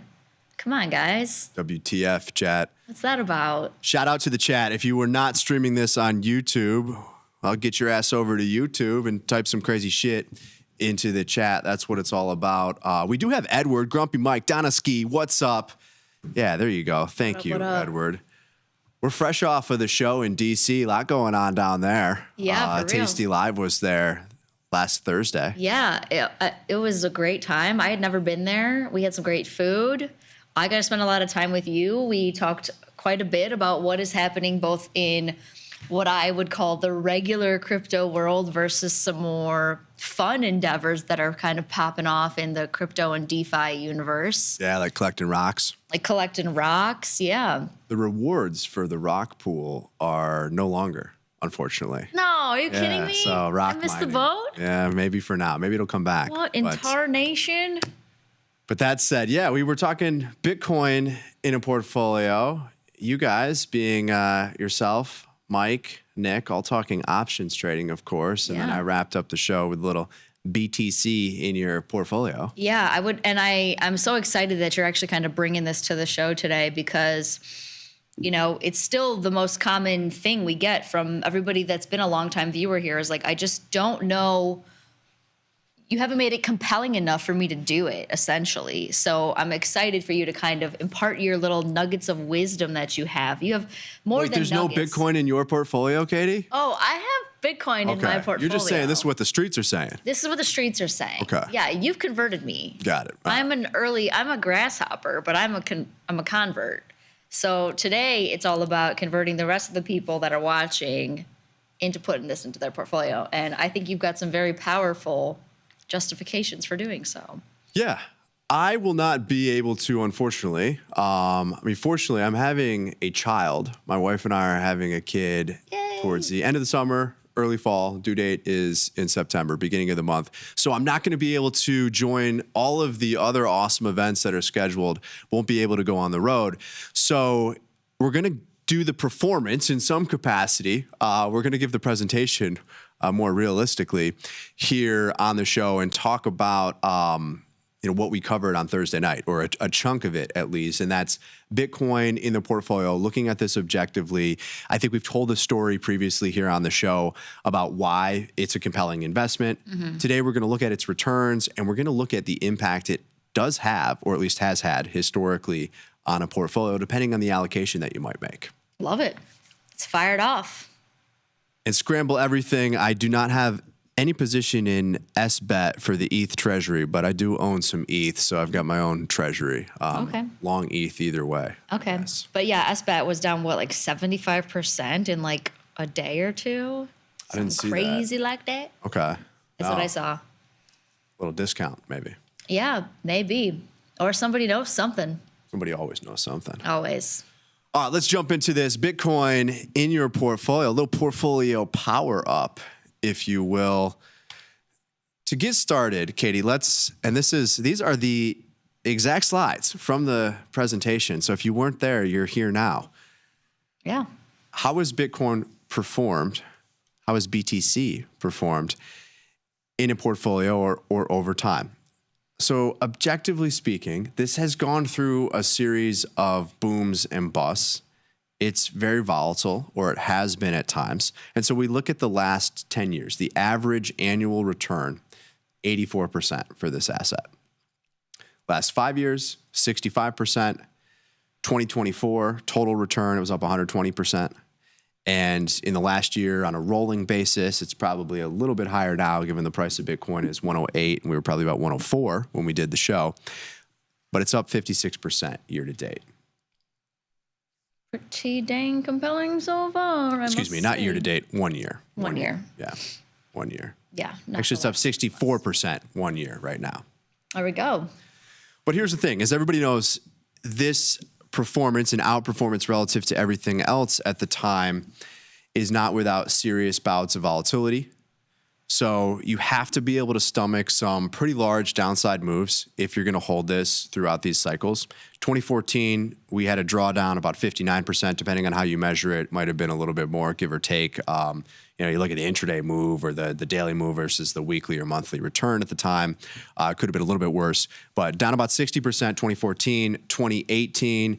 You have the ICO boom and then subsequent bust, 27 to 2018. First time that Bitcoin really popped up on everybody's radar. It then had a drawdown it was closer to 80% towards the low, but on a monthly basis, about 73%.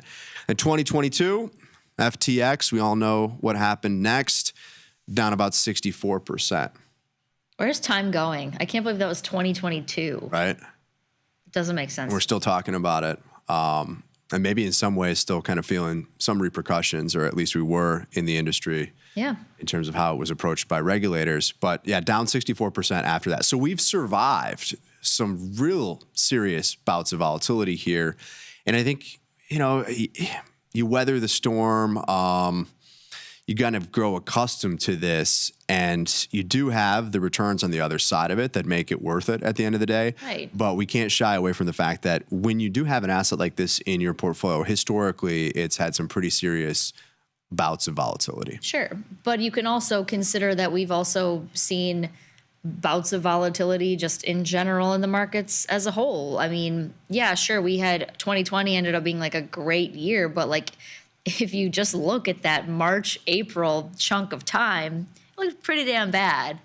And if you consider the fact that like if you were only in an equity exposed portfolio at that time, you were experiencing probably similar, if not worse, drawdowns in a lot of ways. Yeah, absolutely. At least at that point in time, Totally. You had some serious fall. And I think when you look at this, it does have, considering it's a commodity, or maybe some people consider it a currency, I look at this much more as a commodity. I think that while it is a cryptocurrency, it's a commodity or has commodity-like characteristics. Right. This is similar to boom bust cycles you might see in energy markets, for example.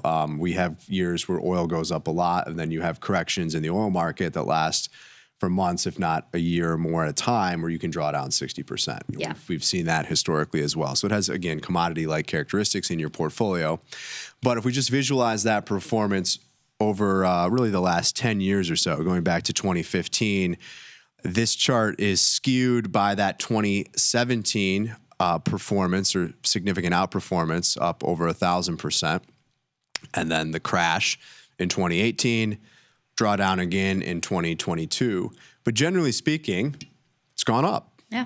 Hopefully it continues to. Doesn't mean that it will, but we're near an all-time high here today. So it's been a pretty decent investment over a longer time frame if you can stomach the volatility, I think is the point. All right. Well, does it fit in your portfolio, Katie, is the question we're going to try to answer here today. So I think we'll find that there's an argument for including Bitcoin in a traditional 60-40 portfolio, given the resulting performance gain and the subsequent impact on volatility. And that's what's important here. We know it's volatile. We know there's a lot of risk associated with this. But are the returns worth it? And historically, I think we'll find that they are. It's also largely uncorrelated to equities and bonds in that 60-40 portfolio. For anybody that's not familiar, 60% equities, 40% fixed income in terms of that traditional makeup. I don't think anybody really adheres to that, though. I don't think so. I think we've done also a lot of research on how we kind of approach structuring a portfolio as well, where there's a little bit more, mostly more by like trading vehicle necessarily than by exact products or asset classes you need to utilize. But yeah, I don't know many people that do. I don't know anybody that does, honestly. No. So this is more of just a benchmark, or, you know, the way that we've structured this to obviously kind of objectively look at the research. But when we did this or put these numbers together, included a portfolio of $100,000 and allocated 60% of it to the SPY, 40% of it to TLT, give you that long bond, U.S. Treasury bond exposure. And we looked at this over the last 5 years. Had to pick a window. Bitcoin hasn't been around that long. I think if you go beyond that, it just skews it way too much, because you have a year and you have other periods of time where Bitcoin's up 1,000%, 500%. So it's maybe unfair. But looking at the last 5 years, you still have had decent returns, across the board for assets here. But when you look at that traditional portfolio, you've got about a 14% volatility. That's annualized. And I think that's kind of in line with what we see with an average VIX for the most part. Sure. Add a little bit of Bitcoin, 5% allocation, you jump, of course, 17%, 10%, 20%. And the more Bitcoin you have, the more the portfolio clearly reflects Bitcoin volatility. So you put 20% of your portfolio in Bitcoin, and you're going to see the volatility versus a traditional 60-40 makeup just about double. Okay. So that's the impact on portfolio volatility, but let's look at the returns here. And so here's the 5-year portfolio growth with those Bitcoin allocations, just using an arbitrary 100,000. You could do this with 1,000, 10,000, whatever. We'll just say $100,000 portfolio. And again, you've done pretty well over time being long assets. For sure. I think there's a case for owning stocks, bonds, forestry, I don't know, hard assets, gold, real estate, Bitcoin, you name it. The debasement of fiat currency tends to result in asset price inflation. I would argue that's ongoing. And certainly over the last few years, you've done well versus just holding dollars. It's not like you lost money. Right. Put it that way. Yeah, for sure. So we have the traditional portfolio here in green, which, just eyeing this up, gives you a return of, let's say, about 50%. You add a bunch of Bitcoin and you go up a lot more. And so here is the performance just for comparing these different allocations versus the traditional makeup, 5%, 10%, and then that 20% in orange there. But when we look at the drawdowns, certainly, again, you would have some pretty serious losses on paper, at least, if you put a bunch of your money into this asset and you experience some of these drawdowns that we saw. Yeah, and then you didn't, cover them along the way or close some of that risk off along the way. Exactly. This is assuming that you are just holding everything into perpetuity. And so with the traditional portfolio over the last 5 years, you did have a drawdown of about 26.5%. Now that came from, at one point, we saw a lot of volatility in the market, and we saw a ton of volatility in the bond market. That's the other thing to call out is you have this risk-free rate and you have treasury bonds that don't typically experience a lot of volatility. But during that period where the Federal Reserve hiked interest rates at really the fastest on record, you had pretty serious volatility in the bond market. So that thing that is supposedly the real safe asset that isn't all that volatile had historically extremely high levels of volatility. Right. And so when we look at this over the last 5 years, you still experienced a huge drawdown in this traditional portfolio as a result of that. But you add a little bit of Bitcoin and you get that FTX 2022 collapse, and you're down a bit, a bit more certainly here, whether you have 5%, 10%, or 20% allocation, which I think makes sense to everybody. But that said, the traditional portfolio still experienced a ton of vol. So you have this big upside that you get in terms of return. You have a slight increase in volatility when you go to 5%. But there was no way to, if you think, okay, it's all of a sudden it's just adding vol to my portfolio by having Bitcoin. Not really, because again, the traditional portfolio, at least if we look at the last 5 years, had a lot of volatility in it. When we look at this as a diversifying agent, which I think is also important, you want to be aware of whether or not your returns are correlated. So we're adding Bitcoin to the portfolio, but is it just like adding more NVIDIA stock, for example? Right. And certainly there is a positive correlation between Bitcoin and stocks. That's in turquoise here. At the peak, we'll call it about 0.7, 0.75 back in 2022. Right. When it you was like 0.2. Yeah, it's fallen a little bit. I think if you look at a longer term time horizon, you typically see about a 0.3 to 0.4 correlation. So 30 to 40% of the time, we're going to see these move in the same direction, whether it's up or down. And when we do see bouts of volatility in traditional equities, we've seen that a couple times now over the last year, and most recently in April at the beginning of the month. You do see correlations move towards one. Yep. They certainly strengthen. And so you could see that here as well. That's when we got our last kind of move in terms of that higher or stronger correlation between equities and Bitcoin. But when we look at bonds and Bitcoin, really not that strong of a correlation for the most part. Sometimes a negative correlation, a little bit of a pop at times when you have volatility in the market. But I would argue there's a low correlation. Yeah, I would say like on the show, and something that Pete taught me when I was first learning how to trade pairs was that like anything between like a negative 0.5 and a positive 0.5 is like something we wouldn't really consider all that correlated. 0.5 and above, or negative 0.5 and below, like closer to those 1 and negative 1 is, like you're saying, a lot closer. So yeah, for sure SPY, but definitely not feeling that same sentiment correlation-wise with comparing Bitcoin to TLT. So uncorrelated for the most part. Let's look at, again, the allocation and the impact on the portfolio.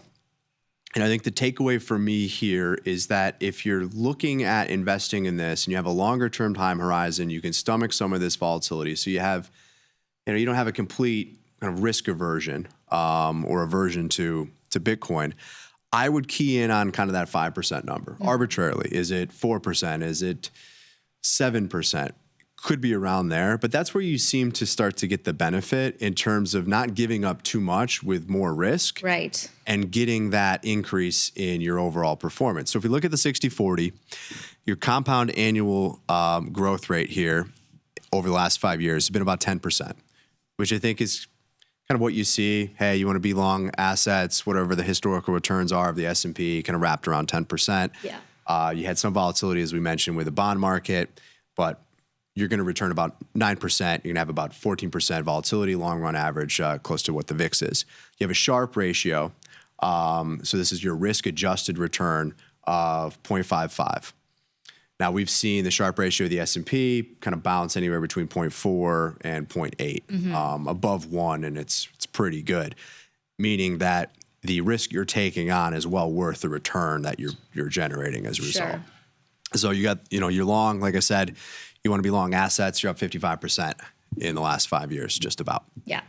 But you add a little bit of Bitcoin to your portfolio, Katie, and your cumulative return jumps to 99%.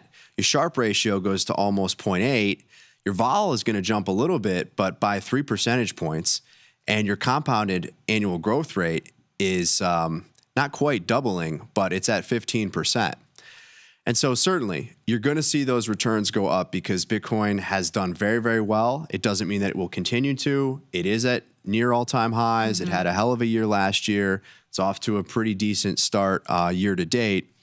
And so the more that you've had in your portfolio historically, the greater those returns have been.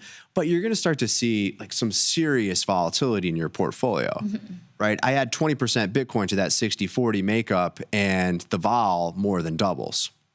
Yeah. Sharpe ratio kind of starts to top out at about 0.8 when you start adding a bit more Bitcoin, because you do get that volatility, and you still could get a lot more volatility in the future. So I think if you're looking at this as just kind of a framework for how do I think about an investment or how much Bitcoin should I own if I have a more traditional portfolio, I'm diversified across asset classes, I look at this as a commodity exposure and I want some of it. Yeah.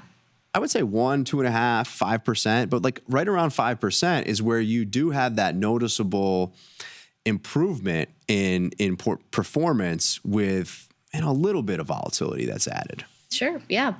Is there a reason why, I mean, I think I know the answer, but like why we're talking about Bitcoin and we're not talking about any other coins? Is it purely just like Bitcoin market cap dominance and like having the most historical data to kind of pull from? Like of the coins, it's the least volatile of this volatile asset class. Yeah, it's definitely the least volatile of everything that you can invest in crypto. For example, the realized volatility for Bitcoin right now is about 30%. Implied is about 40%. Sure. If I look at the implied volatility for ETH right now, it's 75%. Yeah. It's been lower, but it's also been a lot higher. At times, it can trade well above 100%. Mm-hmm. And that's because it can go up a lot more than it can go down. So you do have that asymmetry that's embedded in this. But it's definitely the least volatile. It's the biggest by market cap. It's the first. I think it's what people are most familiar with. It's very, very liquid. But for a lot of people that are just getting started, and you think about this as an investment, as a way to participate in this asset class, I think you start with Bitcoin. Right. To me, that makes sense. That's where I would point anybody if they're interested in it. I'm not going to say, oh, go check out X, Y, or Z token because I own some of it and I think maybe there's an opportunity for it to go up. It's more so, look, if you believe that there's real compelling reasons to invest in this space, in crypto, I would start with Bitcoin. Get comfortable with that. Have a small portfolio allocation. Let's see how it does. And then naturally, you kind of branch out and you learn more about some of the other assets. Okay. We should run the study, though, looking at a mix, right? It's not just 60-40. And then how does that shift if you add a little bit of Bitcoin? But looking at diversifying across crypto assets as well. And I think when you take it one step further, maybe gets back to kind of your earlier point around diversifying around strategies and different approaches, then it's, okay, I've got crypto as an allocation. Within crypto, what am I doing? Am I long Bitcoin? Am I generating yield in DeFi? Trading options? There's a lot of different ways that you can slice it. Yeah. I have one last question for you. So we kind of positioned this last couple of minutes around more or less a $100,000 portfolio. I love that we use that because it makes it easy to either like multiply or divide based on what your actual account size is. I'm still not in like a $100,000 account. So that being said, particularly for those like newer traders or smaller traders out there that are kind of in that Johnny account, something like $10,000, do you still feel like this 5% allocation still applies, or do the rules get a little bit more or less fluid? I think it's always going to be fluid, right? There's no perfect kind of allocation here. We put the study together for illustrative purposes. When you have a smaller amount of capital, you're naturally going to have more concentrated positions. You have less capital to kind of spread out. And in some cases, when we talk options trading, right, the contracts are standardized. So you can do one, but it still is kind of big in terms of the overall notional size and allocation in your portfolio, what it makes up. And so I think if you have $10,000, you're getting into Bitcoin, maybe naturally you're going to have a little bit more than that 5%. Now, granted, you're going to see that $10,000 swing around by a lot more. Sure. But you probably want it to swing around by a lot more to the upside. You can only lose the $10,000. Right. Now you have $100 million, and you're probably not going to look at a 50% allocation to Bitcoin in that sort of institutional portfolio, or how you might manage that.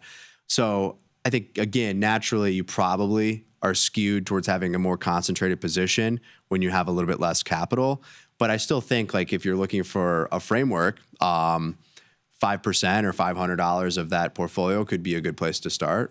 Or maybe, depending on the volatility, less goes a little bit farther. Yeah. Well, and the thing, I think, though, that no matter what that I love is that, like, and I mean, we say this all the time, but just to make it abundantly clear, like, it's not like you have to put $500 if you're in a $10,000 account today in your portfolio. Like, you can buy $50 here, and $100 here, and $25 over here. Like, if you see a little bit of a pullback. So it's also nice to have like the ability to kind of layer into any type of core position.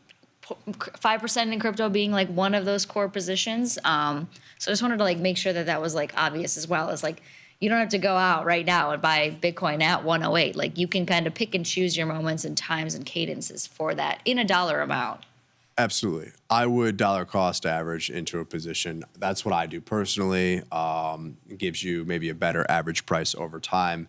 It was $75,000 2 months ago. It's $110,000 here today. It could easily pull back below $100,000. That's as it's implied by the current spot price and implied volatility. So I think DCA is the way to go. Good stuff. Cool. Well, Katie, thank you as always for coming on and listening to me pontificate around portfolio allocation. It's a good word. In Bitcoin here. But I will be back on the show on Wednesday. Katie will be back with me next Monday. I guess if you have any questions for us, shoot us an email or go over and follow us at Tasty Crypto on X. But that's going to do it for our show. Victor Jones is up next with The Price of Truth. I'll be back on Wednesday. Until then, I'm Ryan. I'm Katie. Peace. Peace.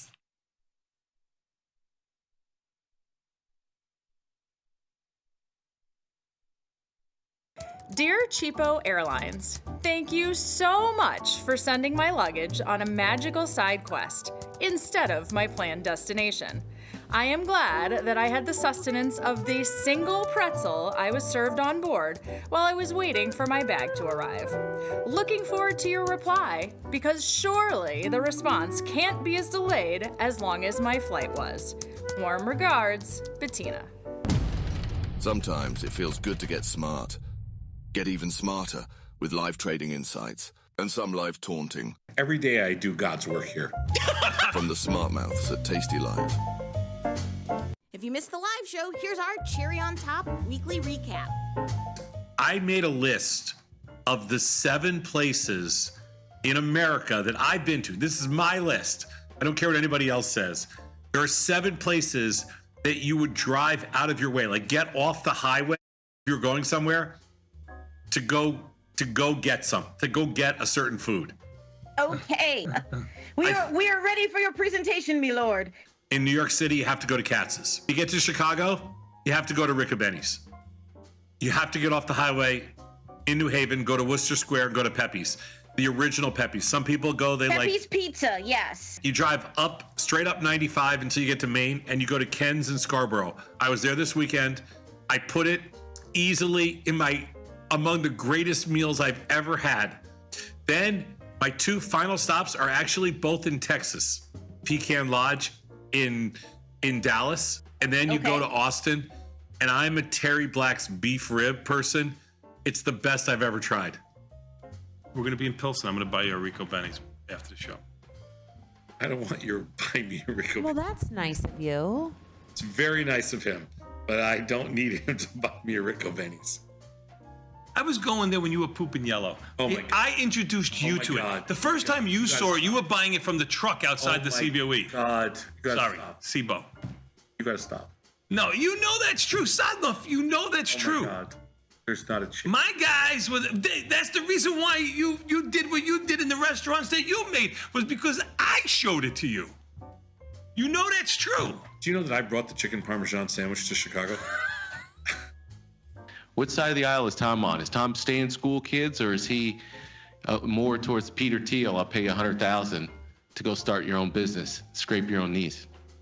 I would chop my own off before I would say that I'm on the same side of Peter Thiel of anything in the whole world. I hate that more than anybody. Absolutely on cloud nine. I was walking around the city yesterday, right? 3 different locations. What 3 city? different people all commented about how luscious and beautiful my hair was. You're walking around St. Petersburg and a random person would ask you about your luscious hair. They really just wanted to admire it. I was at church, I was at the gym, and I was at Publix. And so at all 3 different locations, had 3 individuals, 2 older gentlemen and 1 young woman, said, man, you've got some beautiful hair. Now I understand the older men, they had, their great hair days were behind them. So I understand that. But I'll tell you what, man, I was feeling pretty good. That 22-year-old woman was like, you've got some beautiful hair. And I was like, well, thank you very much. Did she want to touch it? No, not necessarily. I turned into the aisle, and she's standing right there, and she saw me. She did like a triple take. Well, she probably thought you were a Manny since you were doing the grocery shopping, and she was probably looking for a Manny herself. She that could do her probably grocery needed shopping. somebody to reach the top shelf to get something And she to. picked Jim. There was nobody else in the store. Exactly. I'm 5'10", so it makes sense. Get the full scoop by checking out the archives at tastylive.com. Got the need for speed? No problem. At Tasty Trade, you can turn smart ideas into real trades with just a few clicks. Wow, that's fast. Tasty Trade, make your move. This is Chicago. We invented the skyscraper, the Italian beef, and the standardized options market.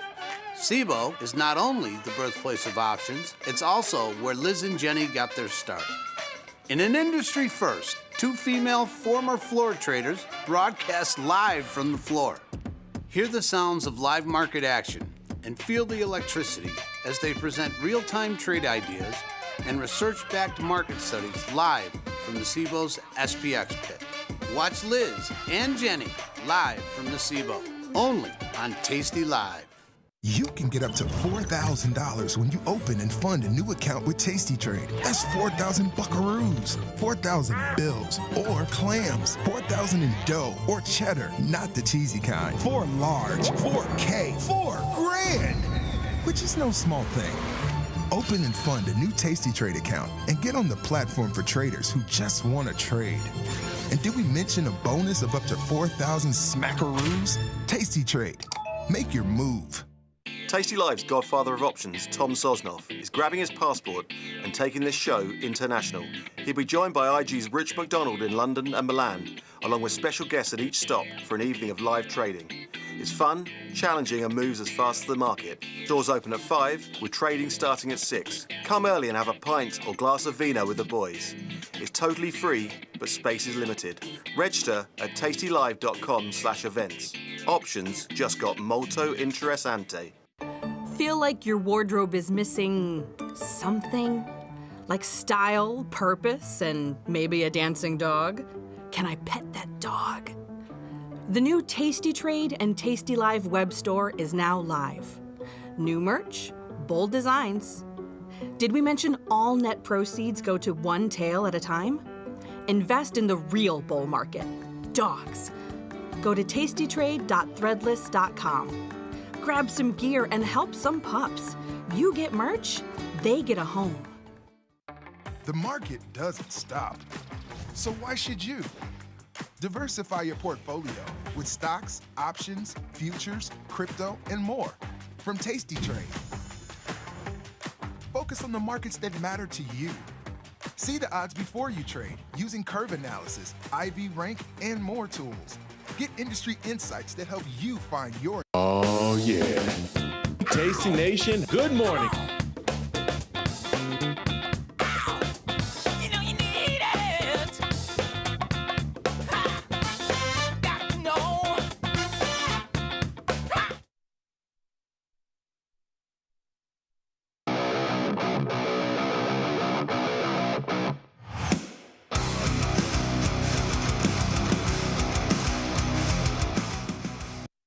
Oh, yeah, it is Monday, a little bit after 5 p.m. Central Time. The best time, you know what that means? It's time for Tasty Live's evening show, a little podcast, a little podcast called The Price of Truth, the show where we like to explore the incentives that govern our world.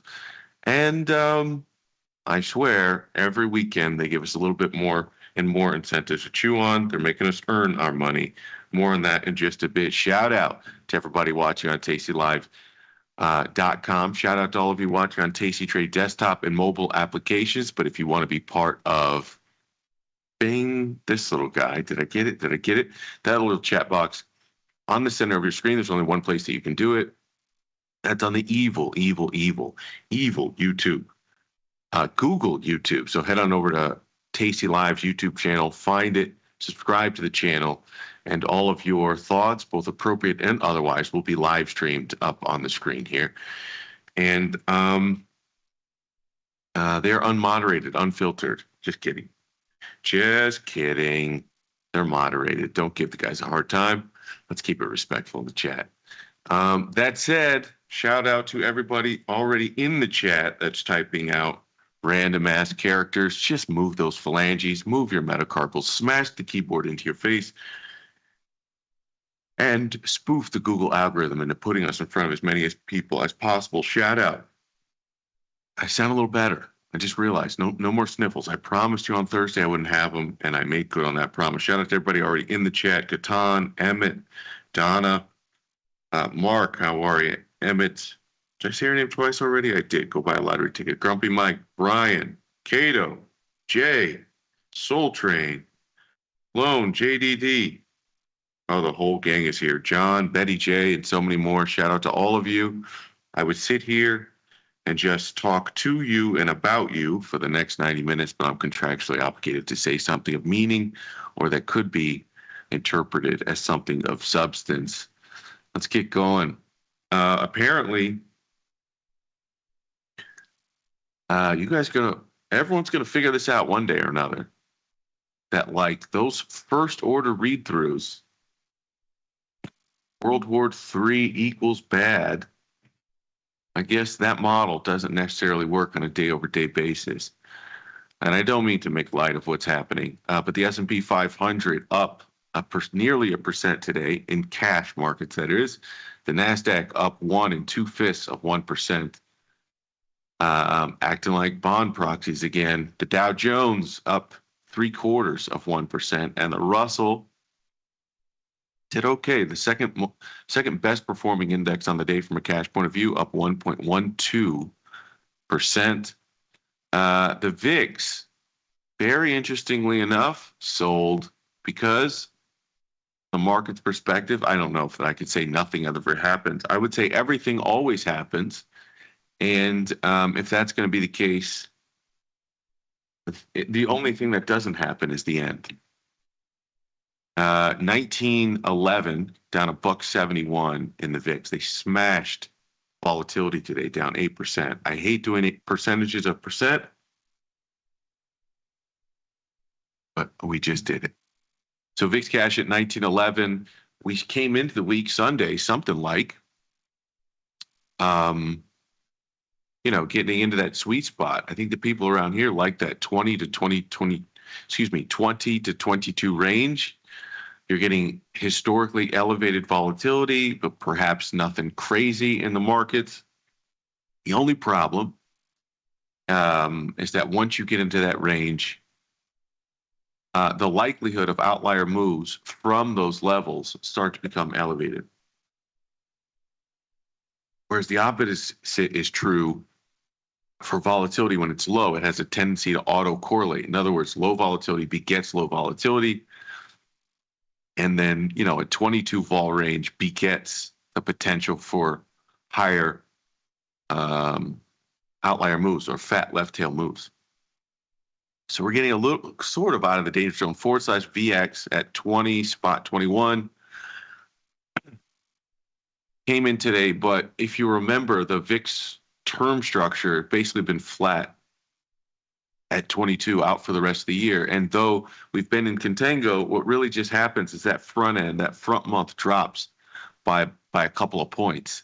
So it looks sort of like this sharp sort of curve from 18 to 20, and then it just flat lines out for the rest of the year.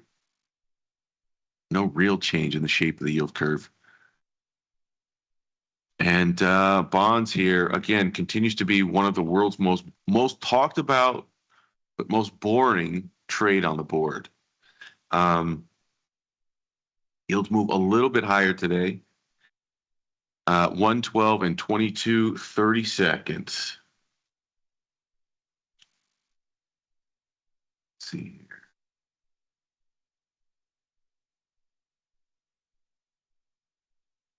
here. Nice background, Victor. I don't know.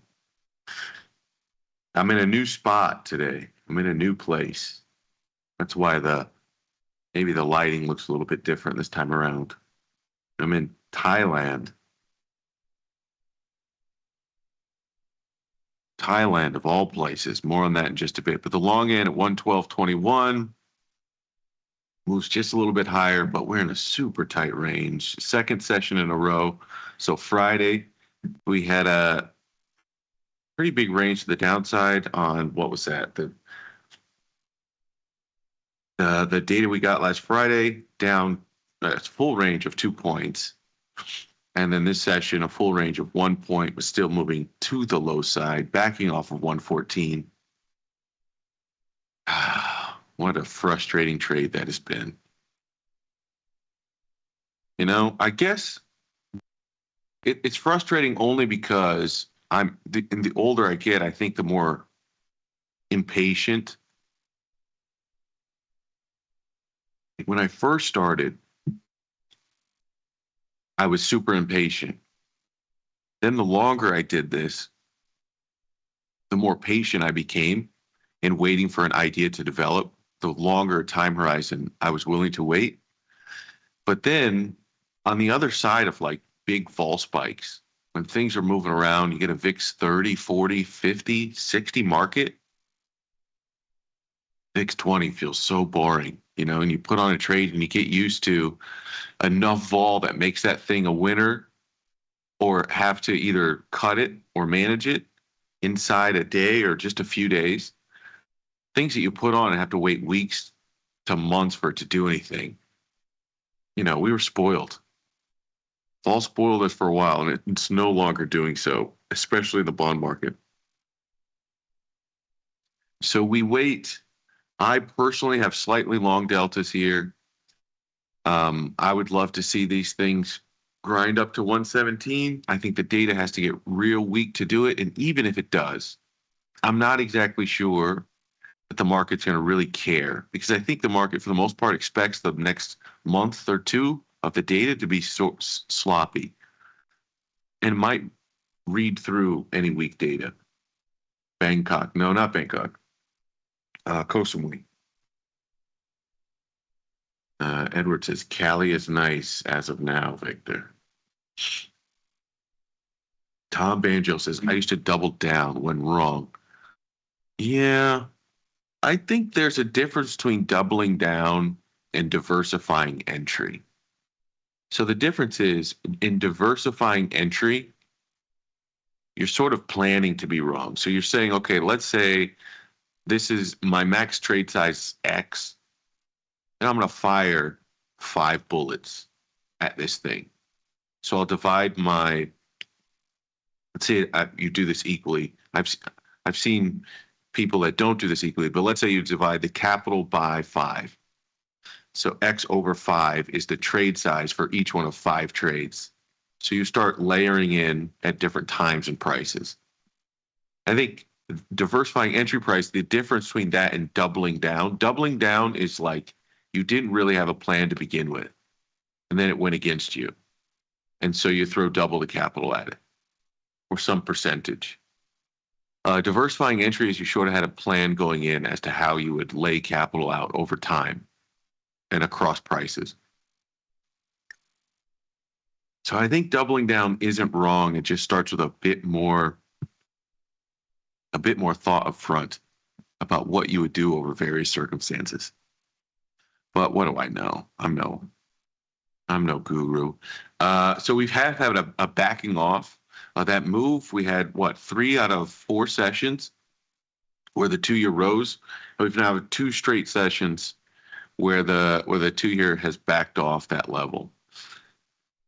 So I don't know. So my opinion, maybe is, if one, let's say theoretically, sort of missed this move with ZT, you might get another opportunity. But the problem is the narrative is completely shifted.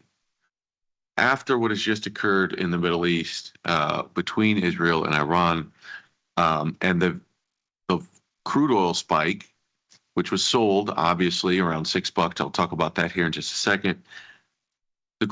The action here, I should say it like this.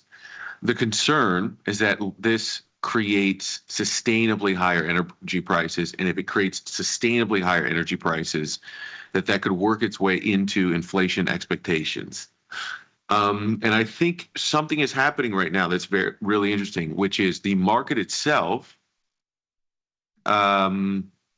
is selling crude, right? It sold that rip to 75 in crude, and you had this really nice reversal here today, making crude oil making its way back below 70. Question is, what happens now?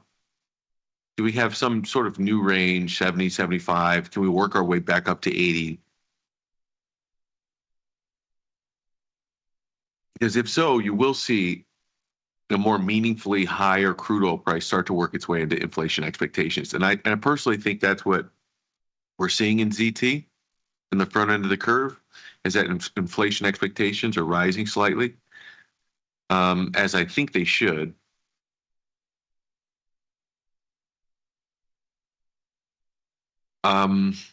So I think tomorrow's a pivotal day for crude oil.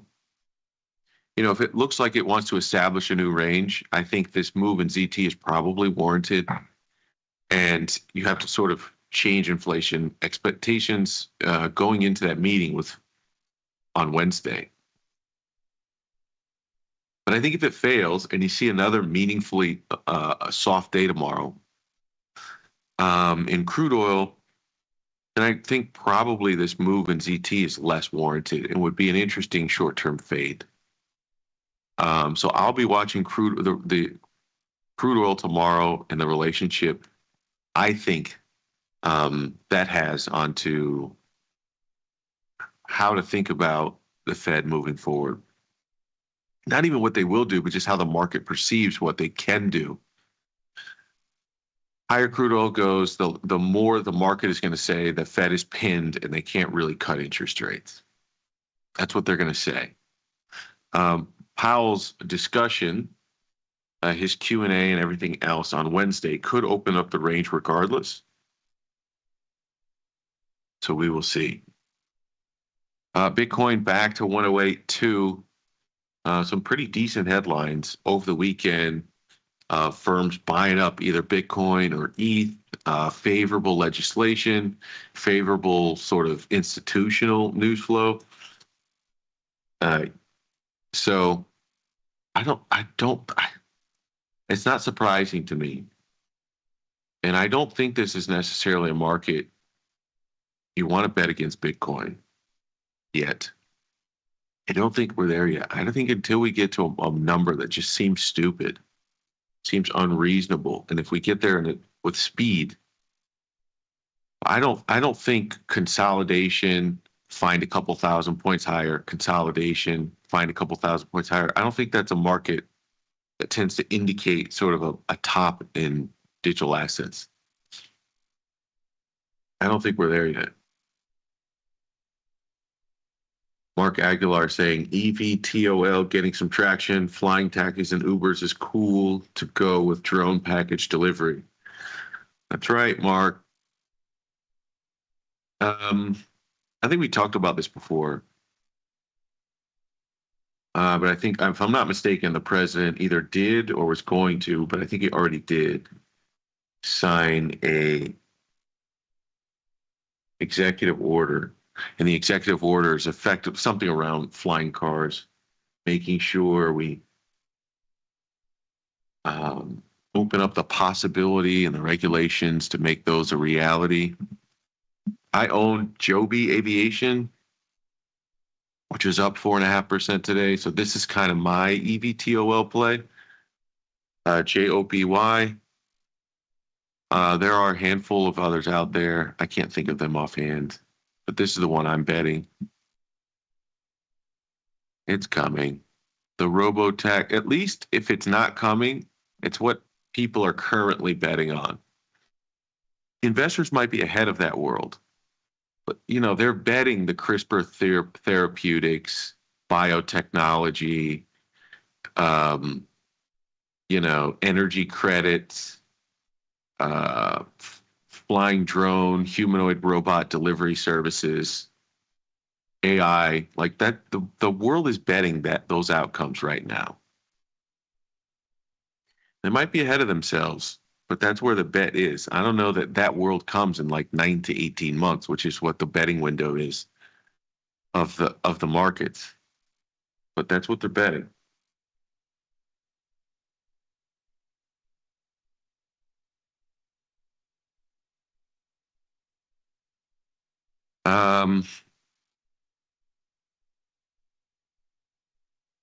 Yeah, let me get back here. So we got lucky, I think, a little bit at trying to take a short little fade of the crude oil up move. I didn't get burned, stayed really small, and that move back today definitely helped. But I don't think that's a world I want to be in anymore. I don't think the stones it takes to bet against those geopolitical swings. It takes a pair to sit in there and see crude oil moving up to 75, footage of bombs being dropped across the Middle East, and go, I'm going to fade this.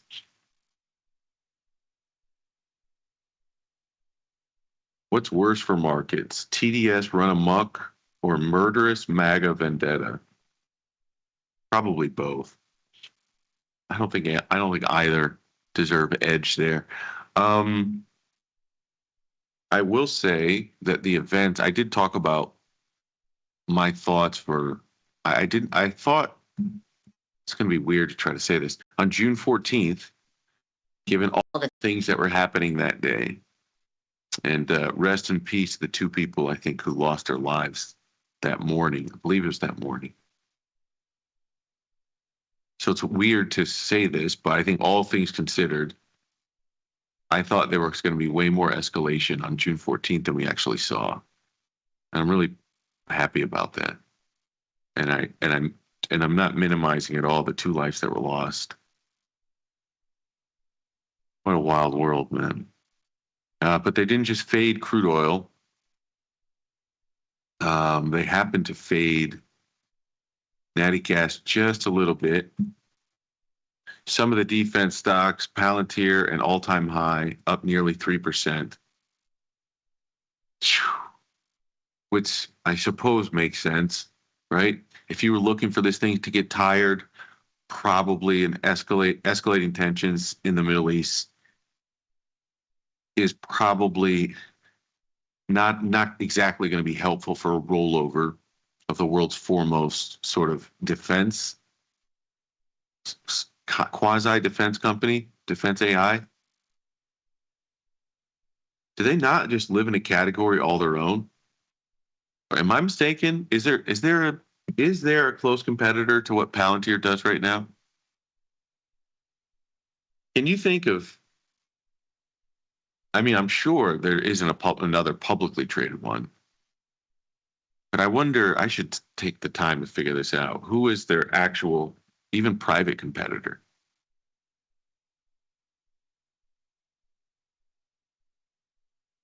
Two lives in WW2 would make it not news.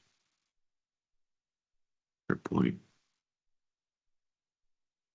Well, here's a different point, Tom. One Life, World War I, would make news, right? The Archduke Franz Ferdinand would make news, technically, in hindsight.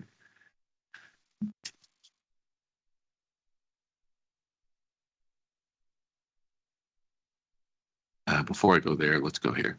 All right, so gold at 3,400, not really doing much. We're pretty well sideways in gold. Tight little range here.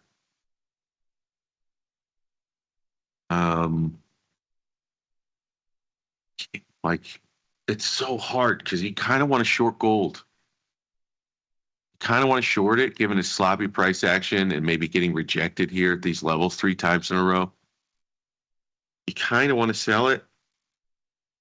It's just not an environment where you sell gold yet, right? You need a reason to believe in the U.S. and U.S. treasuries and global money flow being settled down here. And I don't think you have that reason. And for that reason, you can't sell crude.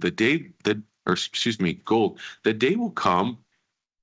It is very possible the day comes and you get a headline or a tweet or some agreement, a meaningful agreement that the market will take as a sigh of relief. It is very possible. And then with that sigh of relief towards U.S. financial assets, you get a rally in bonds. Maybe that creates some softness in stuff like Bitcoin and gold and silver. But you could very well see the opposite. Anything that, let's say it like this, anything that favors the U.S. is going to favor bond positioning and dollar positioning. Anything that favors China and this sort of global competition probably aids the demand for gold, lessens the demand for U.S. Treasury. I think that's sort of my simple model for now. I don't know if it's wrong, but I think that's been my simple model. Albert saying there is no competition to Palantir. Yeah. So that's kind of my point, that you have this pure play in a defense contractor that defense AI, sort of municipal control, predictive crime, that type of market. And if I'm not mistaken, they get like 40%. Is it 40% government contractor money? And they're the only place you can get exposure on the market, because even when Facebook was public, it wasn't necessarily the only competitor in the space, but it was the only one that you could get exposure to at one point. It was like between that and LinkedIn. And of course you pick Facebook. So it's not like if it was the only publicly traded instrument in this space, it would still get a ton of capital flow just because of that. Now throw in you don't have a meaningful material competitor at all. Just insane. And it's at a time of sort of this populist uprising, fear of a better word, where centralized control would be worried about how to maintain control and order.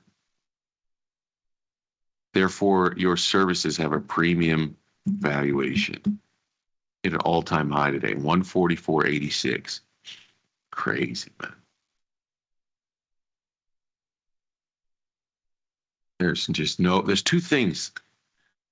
There's two things I don't want to stand in front of right now. There might be more, but for sure is Bitcoin and for sure Palantir. There's only I remember when I was young, there was nothing about the economy in any of the stuff that I studied. You know, I'm a public school kid. So like 4th, 5th, and 6th grade, early part of middle school, the one line I remember from public school about the economy is just, war is good for the economy. You know, that's what they would say in your history books. That's all they would say about war. Ultimately, is somehow weirdly make it a positive economic incentive alone. Not that it's a kind of humanitarian catastrophe. See, it's good for the economy. And that's the only thing I was taught about the economy till much later. So that line just sticks in my head. Later, I'd find out why. Later, I'd find out why that is. But yeah, I would not bet against Bitcoin right now. And Palantir, I think, could have that rip lower a lot more violently and a lot quicker than Bitcoin, I think. They're both sort of high beta duration assets. But if I was going to bet against anything, I would bet using downside. Ooh, the vol's going to be super expensive too. But I'd probably bet Palantir because its options are a little bit more liquid. 10-cent wide at the money, 30 days out. Not great, but not horrible. constructing a trade where you don't have to pay through the nose and vol, though. That's the tough part.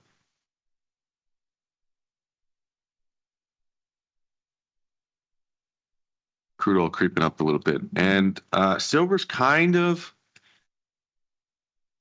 just fell into this new range, which I don't know. I don't know how to think about this trade now, because it seems like the beta of the silver move is probably over.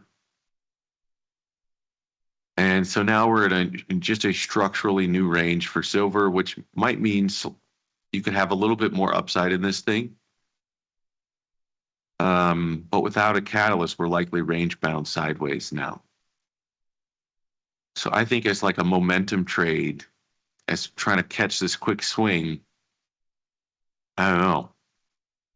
Feels like we've taken a decent percentage of this move out of the trade. And I think I'm going to take off whatever futures, small futures contracts I still have on this. I think I take it off and then let some upside calls play out, see what happens. But it does seem like the beta of the silver move. I think we're done. What's this, 5 days in consolidation? Silver's usually just a one-way trade, man. It's a one-way train till it got where it was going.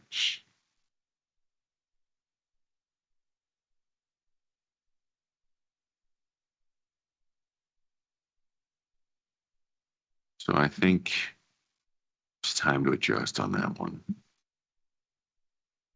Sector performance for a bit. Communications was the leader, helped by, I believe Meta is a communications company, not in tech. So this Meta being up 3%, nearly 3%, helps XLC. XLK, so technology, the second outperforming sector for the day, 1.6%. Financials up 1%.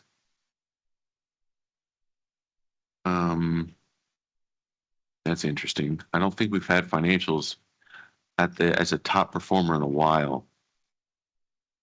It's a pretty healthy sign, honestly. Consumer discretionary also up 1.1%. Materials, not a bad day, followed by all the defensives. Energy took a little bit of a breather, down 0.3%. So after, what was that, like a week straight of outperformance in energy, I don't think it should shock anybody that on a day where crude oil fades $6, that XLE is down 20 or 30 cents.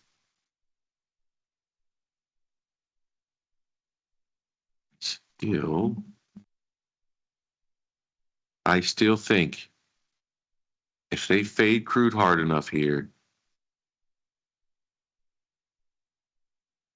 down 2.4%, Oxy down 2.4%. Yeah, a lot of these took a nice little breather today. Let's see, Devon Energy, 1.4%. Oil services, not as much, down 1%. But look at the charts on all these things. For the run that they've had, and they have had a run, some of them around 10%, even Schlumberger 10% here.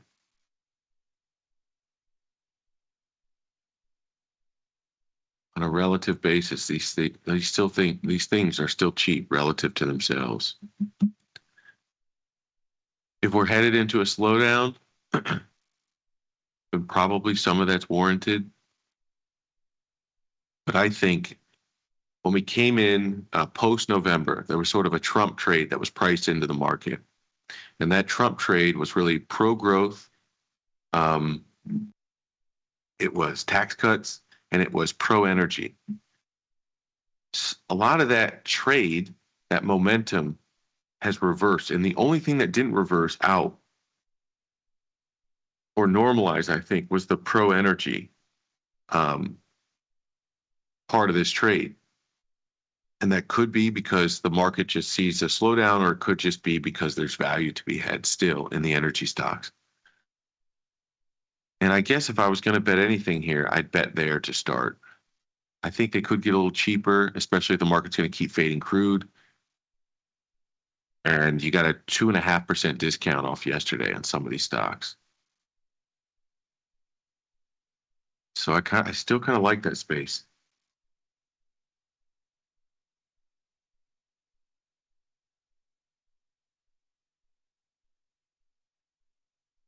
It did.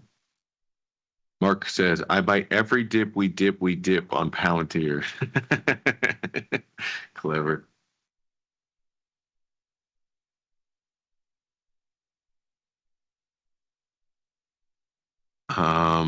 At some point, Mark, how do you protect those gains, man?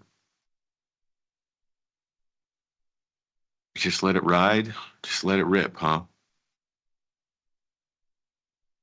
You see, if you do what I do and just collar it up, then you have to make a decision at some point whether you get called away from the stock. And I got called away from the lion's share of my position. Kind of kicking myself now, but it is what it is. I caught a lot of that move. I think from $8 to $100, somewhere like that. Somewhere in the either the high single digits or low single digits is where I picked it up. And then I want to say this gap here, when we gapped above here, is sort of where I got called away. I can't remember, somewhere between somewhere around 100. But that next $40 would have been terrific compounding. Yes, we'll do it. See if we can live to trade another day.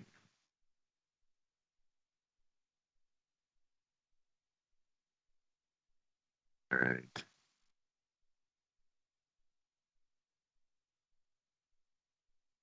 You guys are saying before I take my next topic here. By the way, it was always, I've said this before, but in case you haven't heard me, Palantir was always an emotional hedge. I said, if this trade works, I'm probably not going to like the life. I'm not going to like the civil liberties I have at that time. It's sort of funny. People are, as Palantir goes higher and higher and higher, the more I see Palantir in the news in a way that is concerning. People are concerned about data sharing, about privacy, about this database that Palantir is creating, what they're using it for. So we're slowly getting ourselves there. But this isn't real.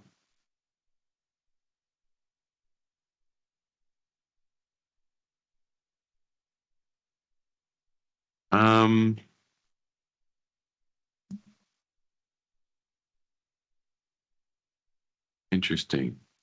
Not much for, oh no, Microsoft. Yeah. Microsoft up 90 basis points. They won a $200 million defense contract. Maybe Palantir will have competition. $200 million defense contract. I've seen a lot of situations where Microsoft wins government contracts. I can't remember seeing them winning a defense contract though. But I guess they have $1 trillion now to spend over the $800 and some billion budget that they had before. But somebody's got to get that extra $150 billion. I think that's Microsoft. We do the math. They just got all the bump in the budget.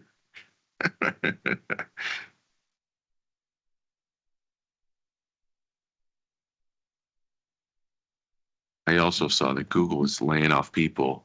I don't think they were laying them off. I think they were like paying them off to people in their search engine, people in their search division to basically take the severance package.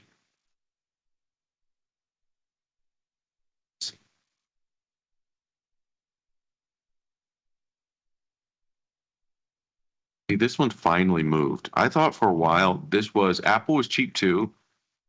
To me, Apple's just like They could do something, but they're not. They have a giant opportunity set, but it feels like they're not doing anything with it. Same with Google. But I feel like Google in this world has more opportunity for disruption. It seems like over the last couple of weeks to month, the market is giving them more credit for moving forward with their AI products and monetizing their gigantic network of users. They're getting more credit for it.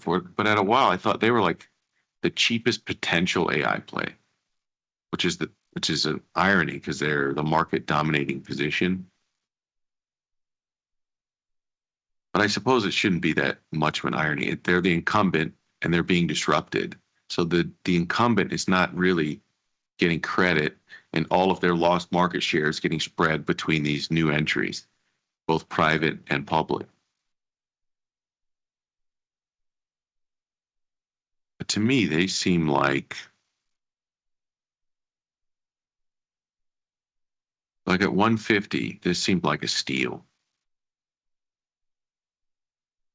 And I think we traded it.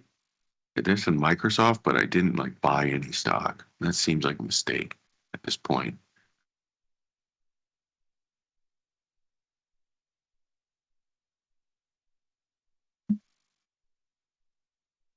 One of these days, can we get a rip? Nice little 2.5% mover here in Freeport, which outperformed all of materials, which was up around 80 or 90 basis points. One day, man, I would love for just a face ripper on this one. Give me a face ripper rally on Freeport McMoran. Wonder if it's time to ditch the silver miners.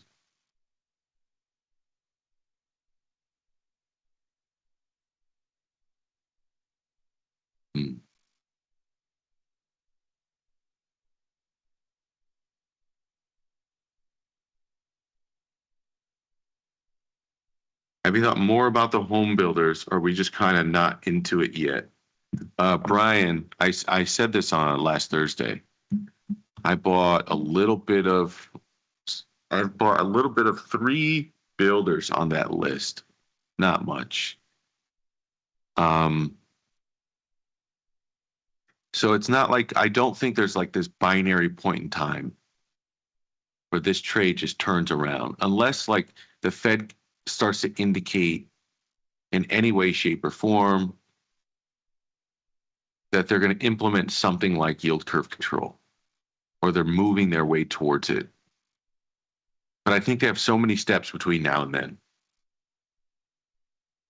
So, and until that happens, I don't think bonds move materially to the upside. You know, we had a war catalyst just a couple of days ago, and you would think there's a possibility that changes the demand for risk-off treasuries. It didn't. And so, yeah, I think I'm prepared. I think I've done more research. I think I will at some point do a deeper dive here on this show. But I think the catalyst to a lot of these home builders is still going to be borrowing costs or a change in strategy.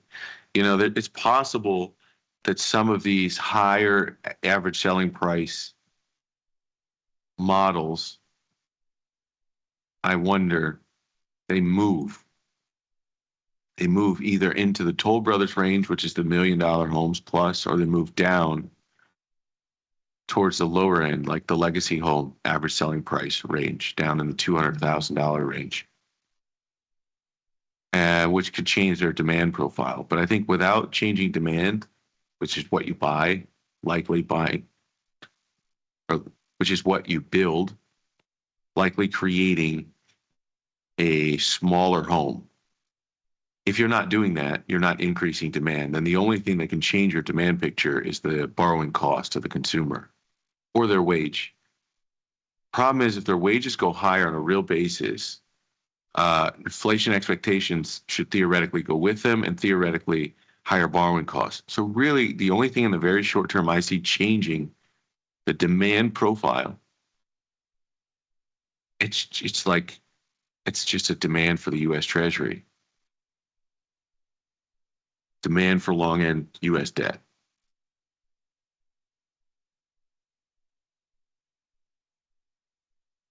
I don't see how anything else changes that.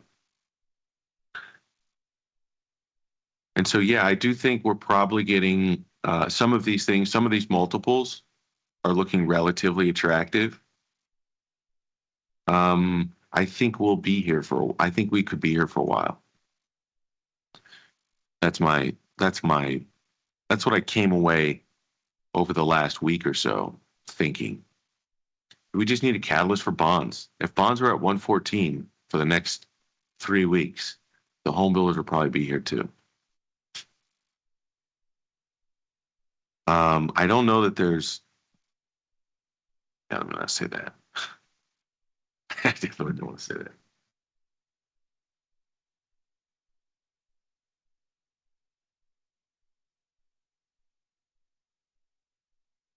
Brian said, I did buy a little Lennar, but I'm not so sure about it. And I did buy some of FCX as well. I wouldn't be so sure about it either, Brian.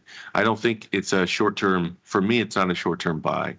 It's like I want to own these over time.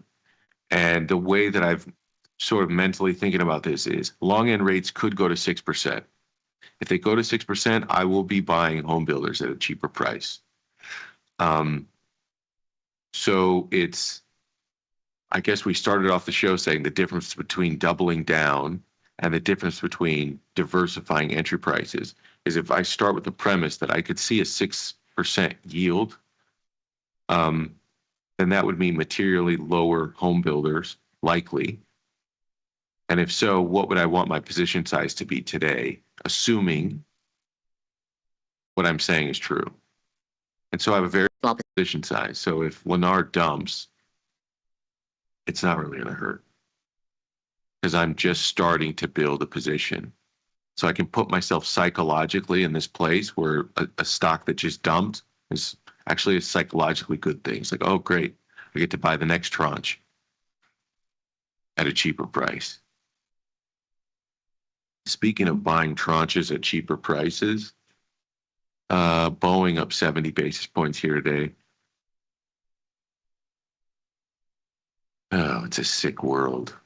It's a sick world, when the first thing you see, whenever you see a plane crash headline, and again, I do not mean to minimize anything that happened with that flight, India. Wish all their families condolences, of course. It's a sick existence when you see those types of things, and you immediately wonder what type of plane is it? And then because of that, what the potential impact will be to a financial asset like Boeing. But the thing is, what most people forget, same thing as Palantir. Boeing is effectively a complete monopoly. Could you buy an Airbus from Europe? Sure, but the current president is strong-arming half the world to buy more U.S. products. So do you think under that administration that a plane crash, and again, I do not mean to minimize it, do you think that a plane crash is going to somehow open up the opportunity for a domestic airliner to buy to buy less Boeing planes because of safety concerns? Not a chance. Not a chance. So the worry and the risk is well-founded, because people have to discount these things. They have to discount less future revenue, maybe tougher negotiating positions. But at the end of the day, this is a monopoly, man. Bro, they disappeared a whistleblower and everybody knew it. And the whole world just moved on. You remember that? Do you remember that? That's the type of power that this company has, and the ruthless willing to do whatever it takes to maintain that power and money. They disappeared a whistleblower, and you knew it, and everyone else knew it, and they hit all-time highs 2 weeks ago.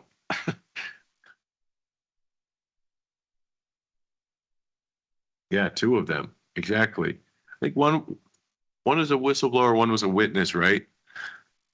But what's the difference? Brian saying, I'm going long bonds here. I am long bonds. I like the risk reward. I just don't know. If I'm going to get paid or how I'm going to get paid. I don't know what that short-term catalyst is. I could see a slow grind to 117. I'm not all the way convinced that even if we do see slowing data, the market is going to care. And I wonder how much people still have to chase. You know, how many people, I've said this on Twitter, I said this on First Call, but how many people panic puked in April? Prime assets, and then watch those prime assets do this on a chart. How many people watch those prime assets do this? Microsoft is up $120. $120. It's up 30%. So if these giant positions in these giant benchmarks have rallied 30% up from the lows and you didn't, you're chasing right now. You're buying any little dip. Try to get back.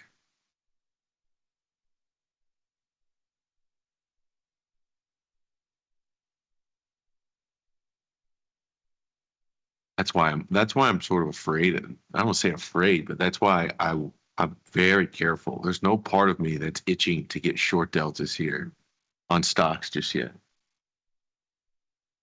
So I think there's a lot of money that's still chasing because they puked in April and stocks got away from them so fast. And I also think that's probably true for some retail. It's probably not true for all retail because retail was mostly buying that dip. And people were writing these horrible articles about how dumb all of that money flow was. Was it? You know, there's never the article that comes out after the move is over that says, hey, we're sorry. We're sorry for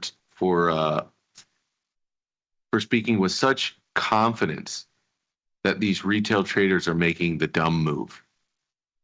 And the retail traders are the ones who actually went out, professional traders who had to puke and couldn't take that level of variance in a portfolio or were over-levered or overexposed.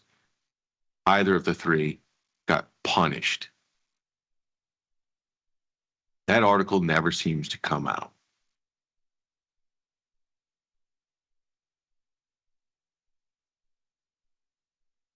It's unfortunate. NASDAQ fading a bit here, down 40 basis points. The weakness of the bond market is making the S&P the only viable. Oh, I see. The weakness of the bond market is making. Now it's kind of counterintuitive because the weaker the bond market becomes, Jackson, the higher its yield. So that's kind of the whole point. The whole point here is the market's finding an appropriate yield, so an appropriate return for bonds in order to take away the desire for risk from the stock market. And it just seems like we haven't found the yield that is appropriate. We haven't found that yield yet.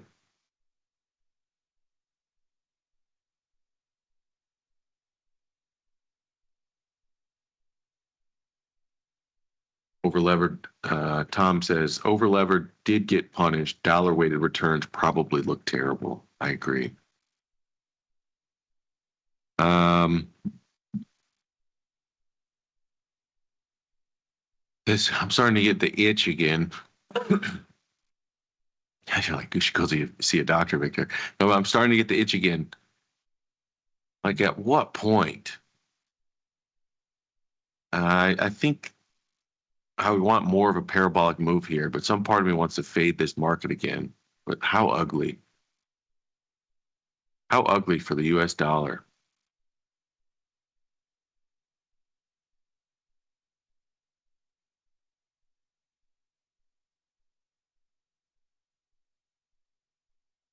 So funny. Here's your economic policy plan.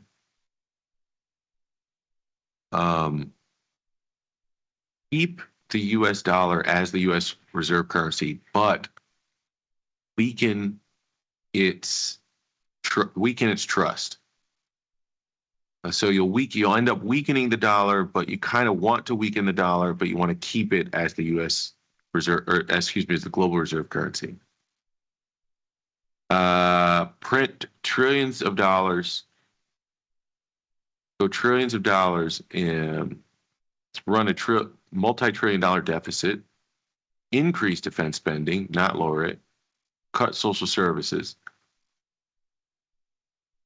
increase the debt ceiling by $4 trillion, and just run the thing hot.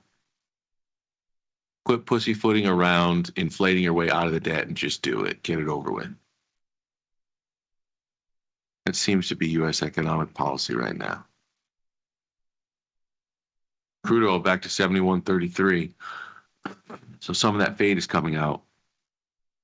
If that keeps happening and we establish a new range, I'm telling you.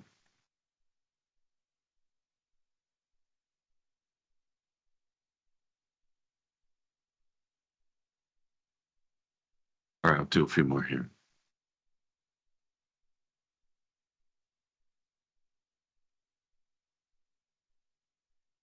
I just won't trade until we have more vol. You know, the funny thing is, though, most of the time, if I gave you 20 vol, you'd say thank you.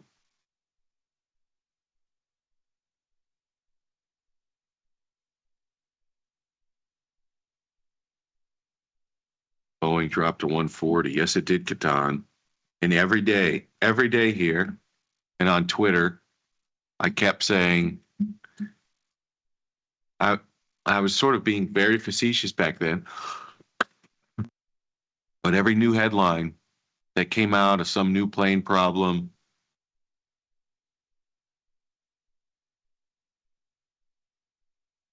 was like, I was buying every single one of them. Paid.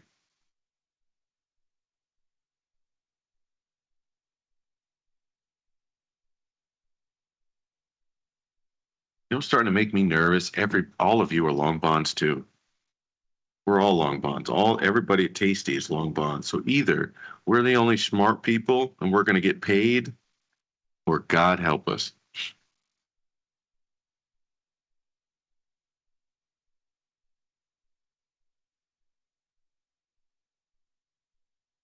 Ken Griffin says playing defense almost always guarantees losses, even in turbulent times. I think that's true. No, I think that's especially true in turbulent times. I guess it depends on your age. But I guess I'm not yet 40. I'll be 40 pretty soon. And if there's anything I've learned is you don't get defensive in turbulent times. You get defensive in euphoric times. You get sort of aggressive at looking for opportunities in turbulent times. So I think the framing altogether is wrong, but I agree with the general premise that getting defensive almost always guarantees losses. I also think trading too large, and you almost don't know when a position is too big until it's already had some outlier move and you've realized it's too big. So you don't realize until after.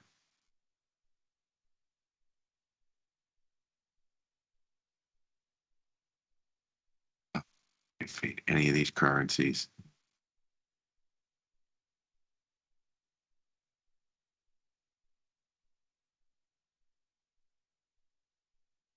All right, folks. I wish there was some grand plan here on here's what we do with the defense contractors. Here's how, you do the if this, then, or else for all the geopolitical gamesmanship and where capital could move. I guess I don't think about it that in those terms. I think energy stocks are cheap. They got more expensive over the last week as crude oil led. If crude oil fades, you're going to get an opportunity to re-enter into those same energy names at a little bit more attractive prices, and I'll use that opportunity.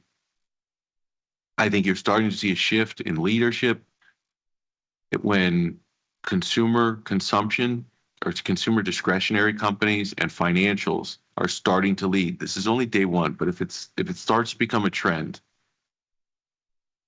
you can all but ignore the recession stuff, slowing growth stuff. You can ignore it. If the market starts to rotate into and think that they're starting to get a discount on consumer discretionary names like Nike, you can just forget about that talk. All right. Cough coming back, which means I'm going to end the stream here, folks. Get a little water instead of hacking into your ear for another 20 minutes or so. I hope you can appreciate that. If you want to follow me on Twitter, I've been tweeting up a storm for the last couple of weeks. You can do so at Victor Jones. The O in Jones is 0 because I like to be difficult. I'll be streaming out of here in Koh Samui. I think I'm pronouncing that right. Thailand for the next couple of days, here with the fam to do a little summer vacation. Junior's out of school for this month, so we did a little trip before he's got to go back. And but if you want to follow me at Victor Jones, the Owen Jones is 0 because I like to be difficult. You can follow me on Twitter. I'll see you there. Otherwise, I'll see you back here tomorrow, same time, same place, same great network, only on Tasty Live. Till then, peace.